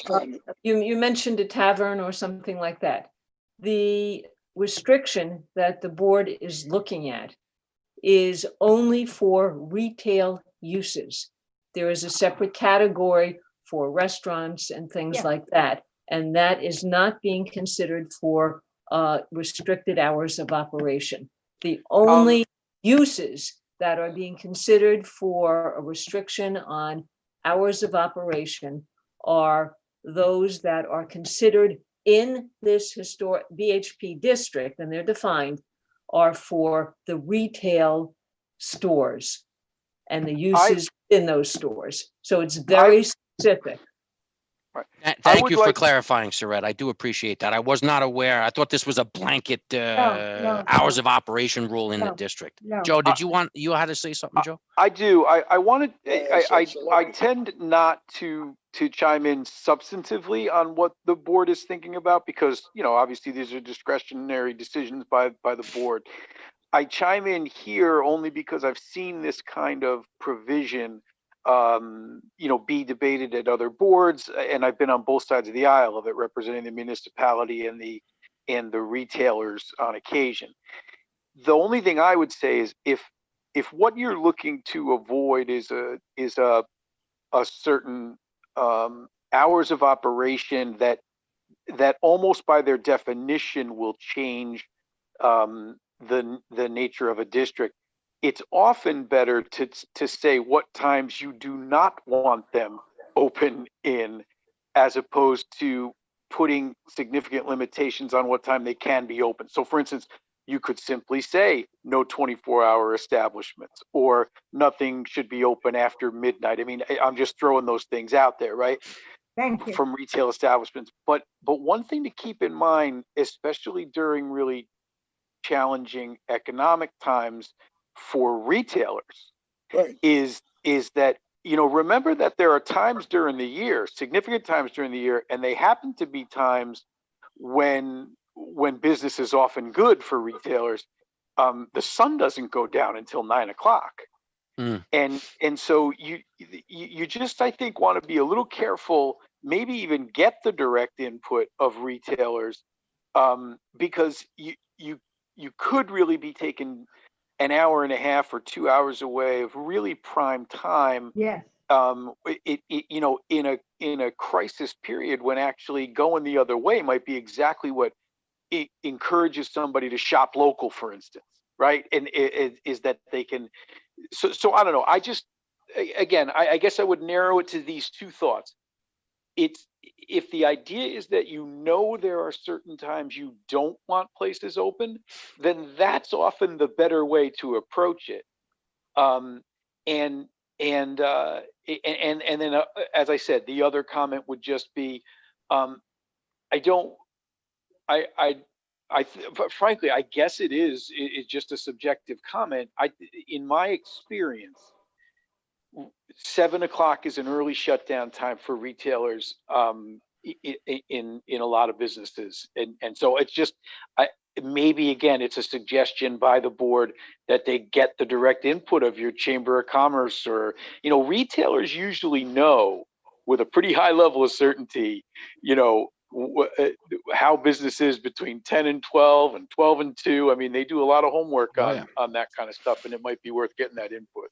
I have knowledge with the technology called retail analytics that studies customer patterns and things like that. Like, I totally agree with you, and I'm actually not opposed to putting a recommendation to possibly reanalyze the times. I think the concept is good because of the nature of that district to put retail restrictions. I mean, listen, we had a retail restriction just passed on cannabis and the smoke shops and a couple of tobacco stores. I think it was that the town board passed that. I mean, with precedents here, we've done it to protect the town. And I think that this district has more focus and it has more reasons based on its history that I don't think the concept is bad. I agree with Joe. I think you bring up very good points from your perspective, that maybe 7 to 7 is too restrictive. But I do think that allowing a retail business to operate all throughout any times that they dictate, I don't know. I really think we need to preserve that district. Anyone else? I don't think that it in any way is negative to the preservation of the district. That's my point. But the town board has the power, and they were looking for other suggestions. And well, I mean, if it was solely up to me, I would say. I'm not through. You made very good points, and I'm listening to you. But I do remember they were seeking input. And one of the things we have to remember, this is a 24-hour east-west major road for trucking. I live at a 500-foot elevation, and I hear the trucks occasionally at 2 and 3 in the morning going by. You can hear, and in both directions. I assume that's the 24-hour business that they're looking at. 7-Eleven is no longer a 7-Eleven. That's where it got its name. Originally, they were operated from 7 to 11 at night, but they're a 24-hour business now. They have new ownership, and I read a business article before this appeared in our town where they, under new ownership, they are opening many new stores in the Eastern Seaboard in 24-hour operations. And I see the one we have in town operates 24 hours. So I gather there's a need. What was the type of business, Dennis, you described their business? 7-Eleven, you gave a nice description of the type of business. I go back to their mission statement was to provide convenient shopping for basic food items and everyday supplies to the community in which they served. And they originally were 7 in the morning till 7 at night, which was 2 shifts.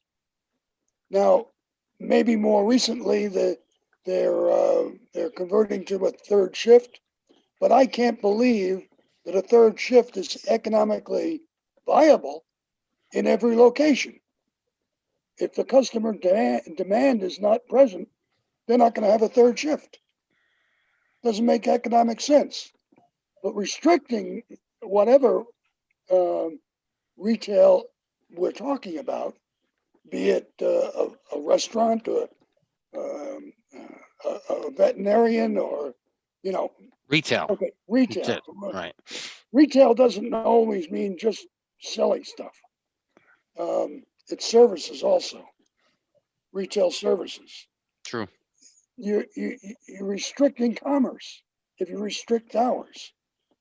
And I'm not for restricting commerce, particularly this year. Yeah, so many businesses, small businesses are going out of business. I agree with Nancy and Dennis. I think that the big challenge is the traffic, the proximity to the intersection. You have another signalized intersection that we didn't have before nearby. But I have a problem with putting such a restriction on hours of operation. I actually think for some businesses, 7 a.m. is a late start. Yeah. People want to go in and grab their stuff at 6:30. So, and I, the business historic district, the regulations, they're extensive. We have so much in terms of, I think, belt and suspenders to control how something is built, how it's renovated and rebuilt. It just is kind of almost troubling to me is the objection to fundamentally the use.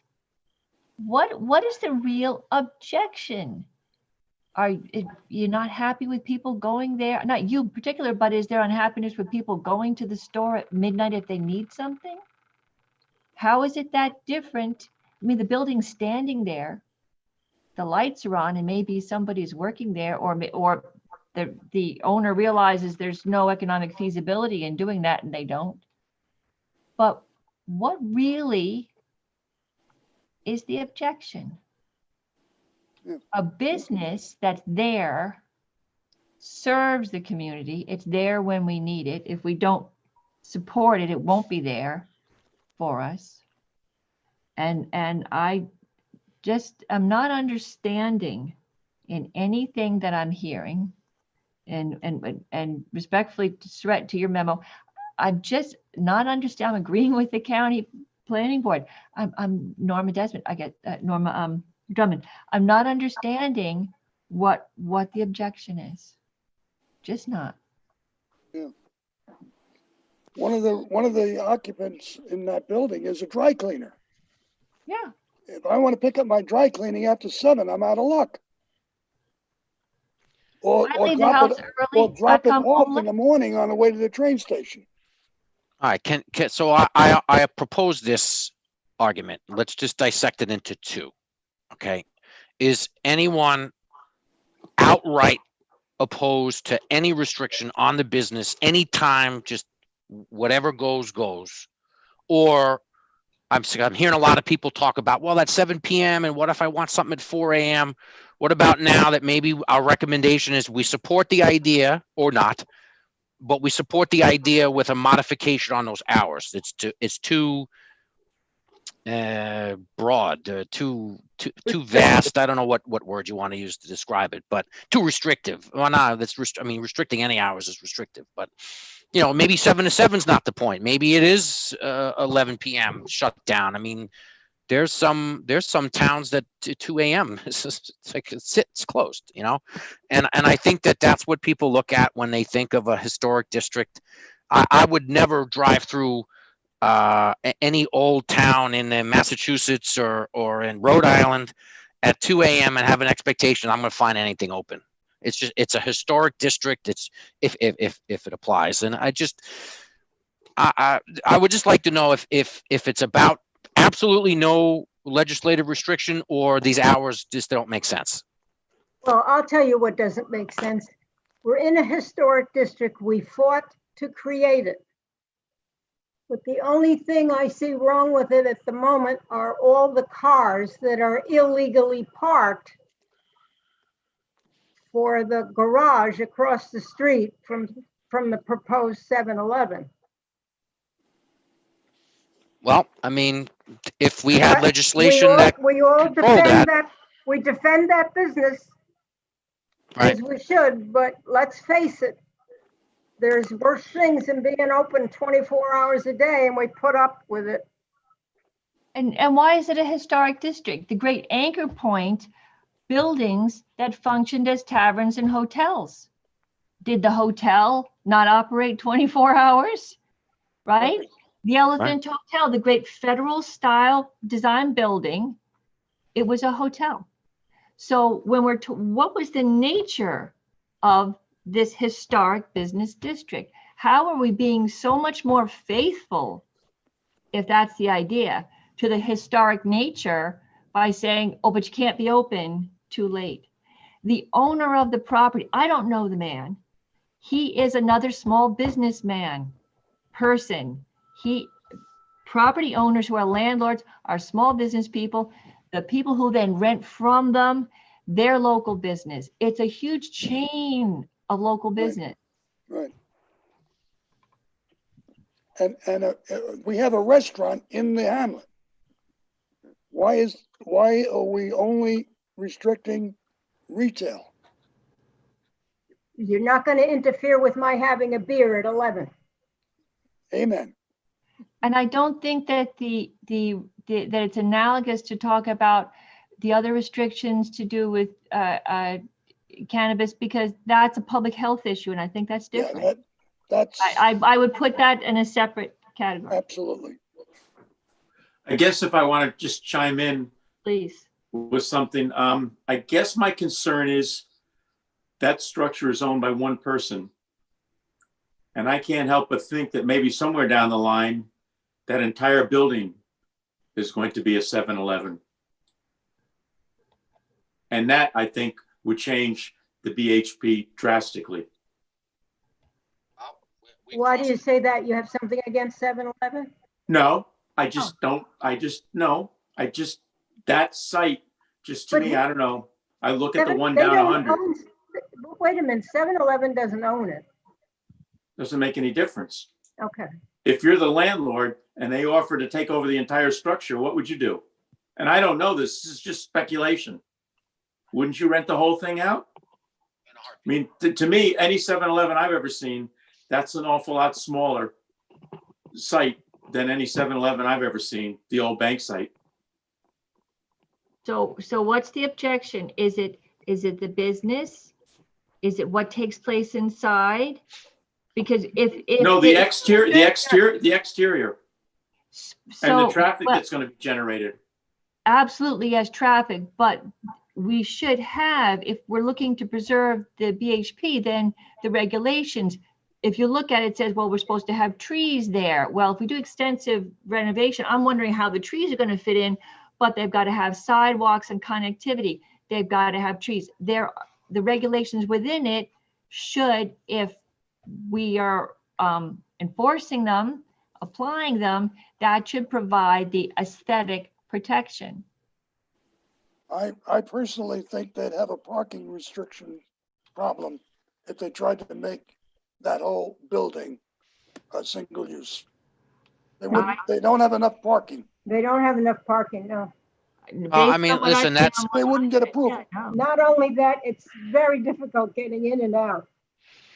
I agree with all of that, but I mean, that's for an individual site plan to come before us. I mean, I think this is just a lot broader, and while we can speculate that the genesis for this is a million different things. Focus on the yeah, so am I. No, we're leaving the topic. I think Joe made a great point. It's probably better to regulate hours that you don't want a retail operation to be open. I agree with that. If we decide that we would recommend that they do regulate it, and I think that's where we're kind of at an impasse at the moment. Or should we try to vote and see what happens? Is We this, vote is that. this something to vote? They're looking- they are- I think they're just looking for our comments. They're looking for our comments Okay. and our recommendation, and clearly we're not of one voice, but No, well, so I mean, I would assume then if that's what this case is, and this wasn't a consensus to come to a decision, Surratt can put the points for and against. And then whoever's deciding next can Right. debate that. I think we've proven a point and made it clear how we feel about it. And the town board's gonna do what they're gonna wanna do, let's face it. True. could I ask a question of all of us? Forget our differences about the hours, but do we support the business? It's a retail It's a business? rateable. Any It's a business, rateable. any commerce. Listen, our town supervisor has made it crystal clear that Somers is a business-friendly town. We support all types of businesses. Right. But with that, we're asking for a little regulation to ensure that our one little historic You're enclave. asking for a regulation. Not me. This came from the town board. I'm just giving you my comment. I mean, right. I didn't present this and say, hey, let's do this, or even comment to them publicly. This is They just opened it up to hear from us. right. And that's how I feel. I think that it's not a bad practice to explore more. I just think maybe the hours are a little too particular. Vicky made the most important point, and that is the traffic. The traffic is the problem at that location. It is very serious. I hope, Vicky, you still have those tapes. Well, yeah, and to be clear, guys, you know, and maybe this is where you can get a little clarity on a position, whether it's tonight or whenever.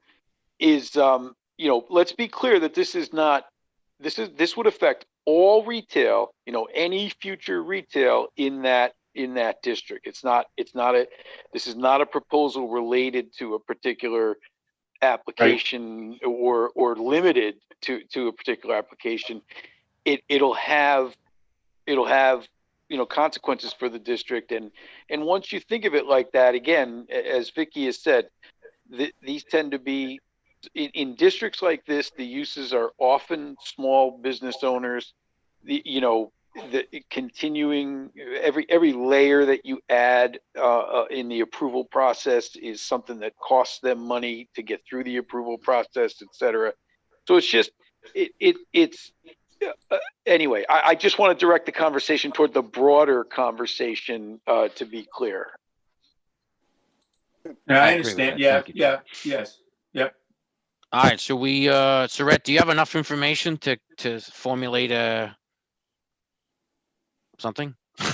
I do, and this is definitely one I'm going to pass by the board and let you comment on and make sure I Sure. have got the tenor of these varying sort of positions and thoughts on this. I will Thank be you. checking my email. Okay. And Surratt, you have my Thank permission to paraphrase because I do nothing but. I know verbatim for me would be a lot of paper, and I apologize for that. So. All right. Unless there's some closing comments, our last item is also a referral from the town board to the planning board about the creating a tree board. I'm sure you read the memos on that. My only question is, what is the scope of activity and scope of the function of this board? Okay, let me give you a lowdown on that. I was asked this by the town board, who also wanted a similar clarification, Dennis. And basically the way this came about was that through our consultants, our grant consultants, J. O'Connell Associates, the town had applied for a prior urban forestry management grant for around $41,000. And that was to, on all of the town-owned property, create inventory, do an inventory, and create a management plan for trees within the town. And that is overall, it also has to do with, trying to help with emergency services, identifying trees that are problematic, and also creating, long-term planting issues, et cetera. So that's on mainly streets that are town-owned and on town-owned property. The town did not receive that grant. It did not receive the requisite points. They were usually very competitive. So we were then contacted again by the grant consultants, who said there was a new opportunity to reapply for this tree city. And it's not a grant, but for a designation as a tree city. And one of the criterion at the moment did not have to be met, which made it easier for the town of Somers to actually meet the criteria for the designation. What the designation does, if the town is able to meet that designation, is it gives it an extra boost in its ability to get points when it goes to apply for the grants that actually have money attached to them. And part of the requirement of the Tree City designation is to create a tree board. The tree board, in this case, after looking at all the regulations and working with the grant consultants, it was determined that the most viable entity within the town to become the tree board would be the Open Space Committee. I discussed it with Michael Barnhart, asked if he and his board would be willing to take on the functions. I discussed it with the supervisor, who was in agreement to allow them to do so and to allow us to pursue this designation. So really what they will act in advisory capacity to the two other departments that actually are the ones that function to take care of the trees in the town, and that is specifically the Highway Department and the Parks and Recreation Department. So in doing so, the tree board, which i.e. would be the Open Space Committee acting as such, might also need the advisory services of a arborist. And that would be a minimal expense, which again, the supervisor was willing to take on. So it's a long explanation of why this designation of a tree board as something new in the town code is being considered. So just for clarity purposes, this board does not have they're not issuing tree permits, right? This is just for town-owned property. It doesn't affect the functions of the planning board in any way, right? It's not, or to the engineering department, right? They're not issuing a tree cutting permit, for example. No, Absolutely not. They do not have that power. If, They you know, are if we have an applicant in front of us that needs to cut like 8 trees down, and the town code says over 6 requires a permit, is it a referral now to that No. tree board? No. Like we do? No? No. Okay. No, It sounds like, because they don't have any permit authority, it sounds like they're only advisory for tree Advisory maintenance board only. Okay. on, limited Advisory to board. town property, it sounds like. And Joe, town property, any road that has a number on it is not a town road. It's true. It's a state road. I also point out that in any of the applications that you get comments from the Open Space Committee, the Open Space Committee, acting as the Open Space Committee, That's true. often gives comment on what is going on those properties So this- related to it native seems like- species and all the rest of that. So you get that from them anyway. It just Well, seems true, like but it seems like it's an administrative move to position us for a grant that has no real material effect on the function of the planning board, to me. Yeah. Correct. I have one thought on that, though. This is a purely legal comment to the document itself as presented. because of everything that's being discussed right now, the notion that we don't want to sort of, it seems clear to me that the intent of creating the tree board is precisely what we've all been talking about, and that there is no intent to create a new necessary advisory or recommendatory board as other boards consider applications, like the planning board or the ZBA, et cetera. Having said that, I just want to point out a couple of language things. Yes. At the beginning, under purpose, in section A, Let me that turn section. to Joe. Can you wait 1 second? Let me pull up the item.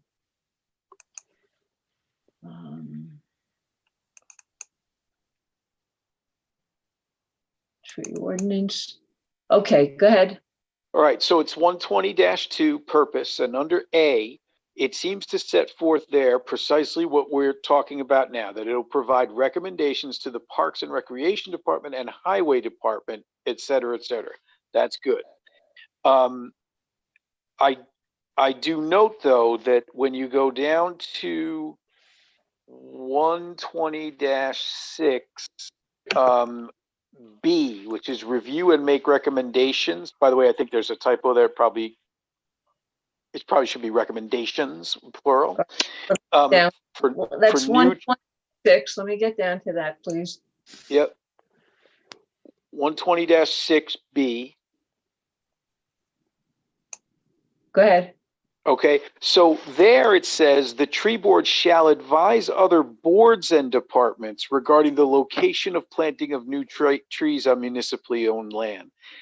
I would suggest that in order to avoid confusion, and if the real intent of the new board is what I'm hearing that it is, that the words boards and be taken out there, and that it say the tree board shall advise other departments, or maybe even the two departments named above if you wanted to be specific, because I think it's confusing to me as an attorney if I were reading that on behalf of an applicant, or I wanted to be a pain in the neck as a member of any of the boards. I might read that to say, no, we do need a separate advisory opinion from the tree board on that particular issue. It's the only other place that I see language that makes me nervous in that regard, and I just pointed out that we should, I think, let the town board know to be careful that whatever their intent is, they should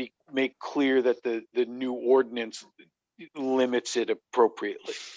Well, actually, the word shall be changed to may. Well, I don't know that it doesn't seem to me that the idea is to create a situation where you'd ever really be looking for a new and separate, advisory opinion. But Dennis, I have no object. Look, again, as a substantive matter, you guys can decide what you want to recommend the board ought to do. I'm just saying that if you don't want, so yes is a simple answer to your question, Dennis. You could just say may, and in that case, if the planning board wanted their recommendation, it could ask for it.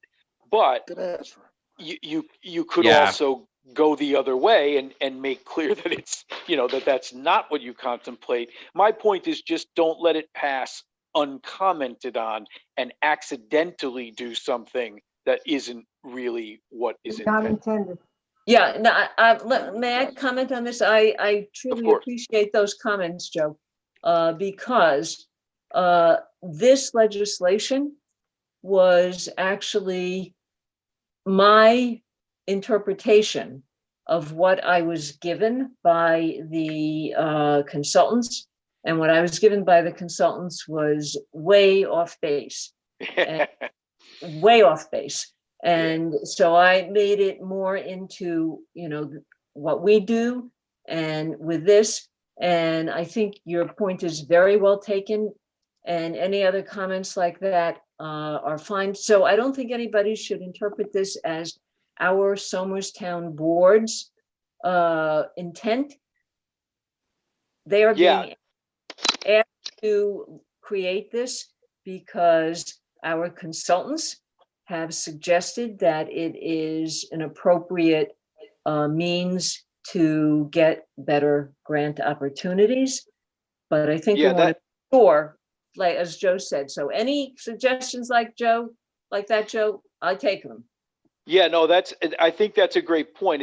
And that's one of the reasons I take pains to point it out, is that I kind of understood that it was not really authored by us, and it becomes a thing where you don't put too much faith in the in whatever a consultant has sort of pieced together from its own experience. Make sure it's what Somers wants to do. Right. Right, and we should see if we can get away with it. I don't mean to say get away with it, but utilize a committee instead of a board. I think in Somers, boards have a much higher response. I don't want to, well, There's a stronger connotation. right, thank you. They have different responsibilities than that of a Different. committee. So I don't know. I mean, Committee that's does not uphold the Constitution. A board upholds. correct. Board member upholds the Constitution. Yeah, I think there's some wisdom in that comment. I suspect, and maybe Surratt was about to say something about this. I apologize for jumping in. I wonder if that is dictated by the evaluation of what's needed to improve your chances on grant applications. It may be that a board is what they want, but again, I don't really know. Yeah, I'm trying to look up the grant now. I don't see it. So. I can tell you. Advisory board. I can tell you what on that comment. Nancy had raised this with me, this issue of the powers of a board. And I went back to the consultant and asked them to clarify whether or not the term board was necessary. And they did get back to me on something, and I have to re-clarify it again. But if we can change it to committee, I'm going to change it to committee. There you go. I think that's sound and wise for our purposes locally, but understandably, if the grant administrators require it to be a board, then it's a board. Right, and Surratt, I think it's a great comment to disconnect anything this committee, the tree committee is doing from approval authority on projects. So I really like Joe's suggestion of removing advisory to the board. Just have them be advisory to the departments. Like they said, they're the open space committee. They're going to comment on what they want to comment on. Right. I don't want to, blur the lines of responsibility here. So I think the legislation should not, I agree with Joe, should not reference advisory to this board. Yeah, the Tree City USA seems to point to Arbor Day Foundation Standard 1, and it's defining as a tree board or department. So it seems to be language that part of it. My question was to do with sub D, best management practices. So the Open Space Committee and the tree board or department are one and the same. But it's sort of, then it goes back and forth, because at D, we're then saying the Open Space Committee shall advise on the species. But if the point is to have the tree board, then wouldn't it be that the tree board advises? I mean, the Open Space Committee puts their tree board hat on and does the advising. Right. In their capacity as. But somehow yeah, I think you need to tie it back. Well, they can send a memo to themselves about that, and then I'm sorry, guys, it's late. I apologize for that. No, Vicky, that is a good point. We'll take a look at that and see how best to do it. However, even though you pointed out that language about board and department, I asked the consultant, and I'm going to go over it with her again to see if she can, sort of triple check on that and whether the word committee would suffice. I'll send you the link from the Tree City USA standards. I'm looking at it right now. Yeah, presumably that's what they do. It says someone must be legally responsible for the care of all trees on city or town-owned property by delegating tree care decisions to a professional forester, arborist, city department, citizen-led tree board, or some combination. City leaders determine who will perform necessary tree work. Also, going back to under best management practices, Sub 3 also mentions the open space committee, the very last line, the very last little paragraph of it. We might already have this with the open space committee. I mean, they do make arboral recommendations to us. I don't know if that's a word. I just made it up. But Silviculture. thank you. Right. So they do make recommendations. Yeah, Always, they already do. native trees, native plants. Mike They- is they very make good advice. Yeah. right. So I don't know. That's a possibility there too, just to avoid us even having to do it. I mean, listen, I'm okay with recommending the creation either way. I think that it's an asset to have, even if it's already something that's somewhat redundant. I have a suggestion. It may sound silly, but why don't they just create a tree board and name the people who happen to be on the open space committee and report them to that board and list their obligations and give them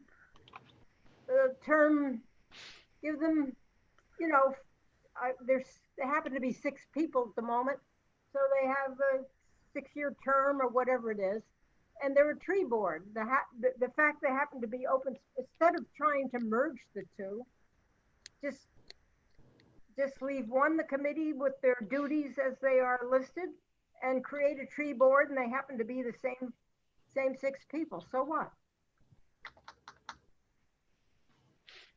As it is, they haven't appointed the 6 committee people. There's one that was never appointed. Well, I I think isn't that sort of what this provision says that they're going to do? That's what I thought. No, but it's so messed up because they're a committee, and why don't they just make it clean and make a board over here, and that's all they do. That's all that tree board does. And Yeah, I think if the language were cleaned up about specifically what they do and don't do, along the lines that we've been chatting about here, I think probably the ordinance would end up looking more like what you're talking about, Nancy, just kind of naturally. Yeah. I think the problem is that there's some crossover responsibilities alluded to here that make it look like we're stepping on our shoestrings, and I think we can probably avoid that with just a little slightly better and more attentive draftsmanship that I think we'll be talking about. I do have to say one thing, and I'm going to be very, tuned into this. If what this Tree City requires is something that I'm hearing that people really don't want, and that is what the requirement is to create this tree board, then it may be something that the town, I'm just saying this as an alternative, may not be interested in doing. So there's something that even in working with the consultant that I was trying to morph away from because it was sounding too much like that. But if I can't make this language work, and if what the Arbor Day Foundation, Vicki, is asking for something that really this town is not interested in doing, then it may not be appropriate. So I'm going to figure that out. It may not just be a language problem, is what I'm saying. Okay. I think also, isn't Mount Kisco one of the Tree City USA towns? I think I see the sign. There's an intersection over near Northeast Radiology where I had to yield, and there's a green sign that's in the way all the time. It says Tree City USA. Yes, yes. So you might want to, I don't know if you can go from their site and see who else, but if you have any contacts in our neighboring towns that have gone through the process, maybe we can learn from what they found to be positive or negative about the whole thing. Especially maybe I can look at what their legislation was for creating a tree board too. So that would be helpful. I see Croton, Bedford. I'm just doing the regionals around us. And even once you find it, that may or may not have worked for them. So just because it's there doesn't mean it's good. Right. Dobbs Ferry, Eastchester, Greenberg, Hastings on Hudson. These are all towns, Irvington, Larchmont, Mamaroneck. All right, well, then I certainly have a nice, Yeah, Of you got it. ammunition. Yep. Hey, Mary Beth Murphy, I think, is manager of Hastings. Our Mary Beth Murphy? Yeah, yeah. Oh, She's I also know the planners in a lot of these places, so Yeah, I yeah. can contact them. Sleepy Hollow. Tuckahoe. All right. Yeah, I mean, there's a lot in New York. Yorktown is one of them. It's the last one, obviously, because it's alphabetical. White Plains as well. So there's quite a few. I mean, again, I think you're right, Surratt. If this is not something overly encompassing for the town or something that we need to drive down, we should weed through that a little bit. I see a couple of towns here that I will directly contact to see what their legislation looks like. And speak to their planning departments. See how it works. Basically, what I'm going to then do on this one again is write up a lot of your questions and issues and sort of pass it by the board. The town board has a public hearing set, I think, for November. Probably what I'm going to recommend to the town board at that meeting is that they keep that hearing open, because I can foresee that there's going to be a lot of modifications to this, and that they're not going to be ready to take action on it at that time. And I don't think there's a rush on this anyway. It's not like this has to happen immediately. All right. So- Okay. All right. Thank you, Joe Arielli, for that insight. Very good points. And Yeah. thank you for all your comments late into the night. Thank you all for a long night. I make a Yes. motion that we adjourn, and our next scheduled meeting is November 18th. I'll make a very big motion, adjourn the meeting, or a second, if that's what you needed. That's what I'm looking for. There you All go. in favor? You got them both. Aye. Aye. Thank you all. Good night, everybody. Good night. Thank you. Good night.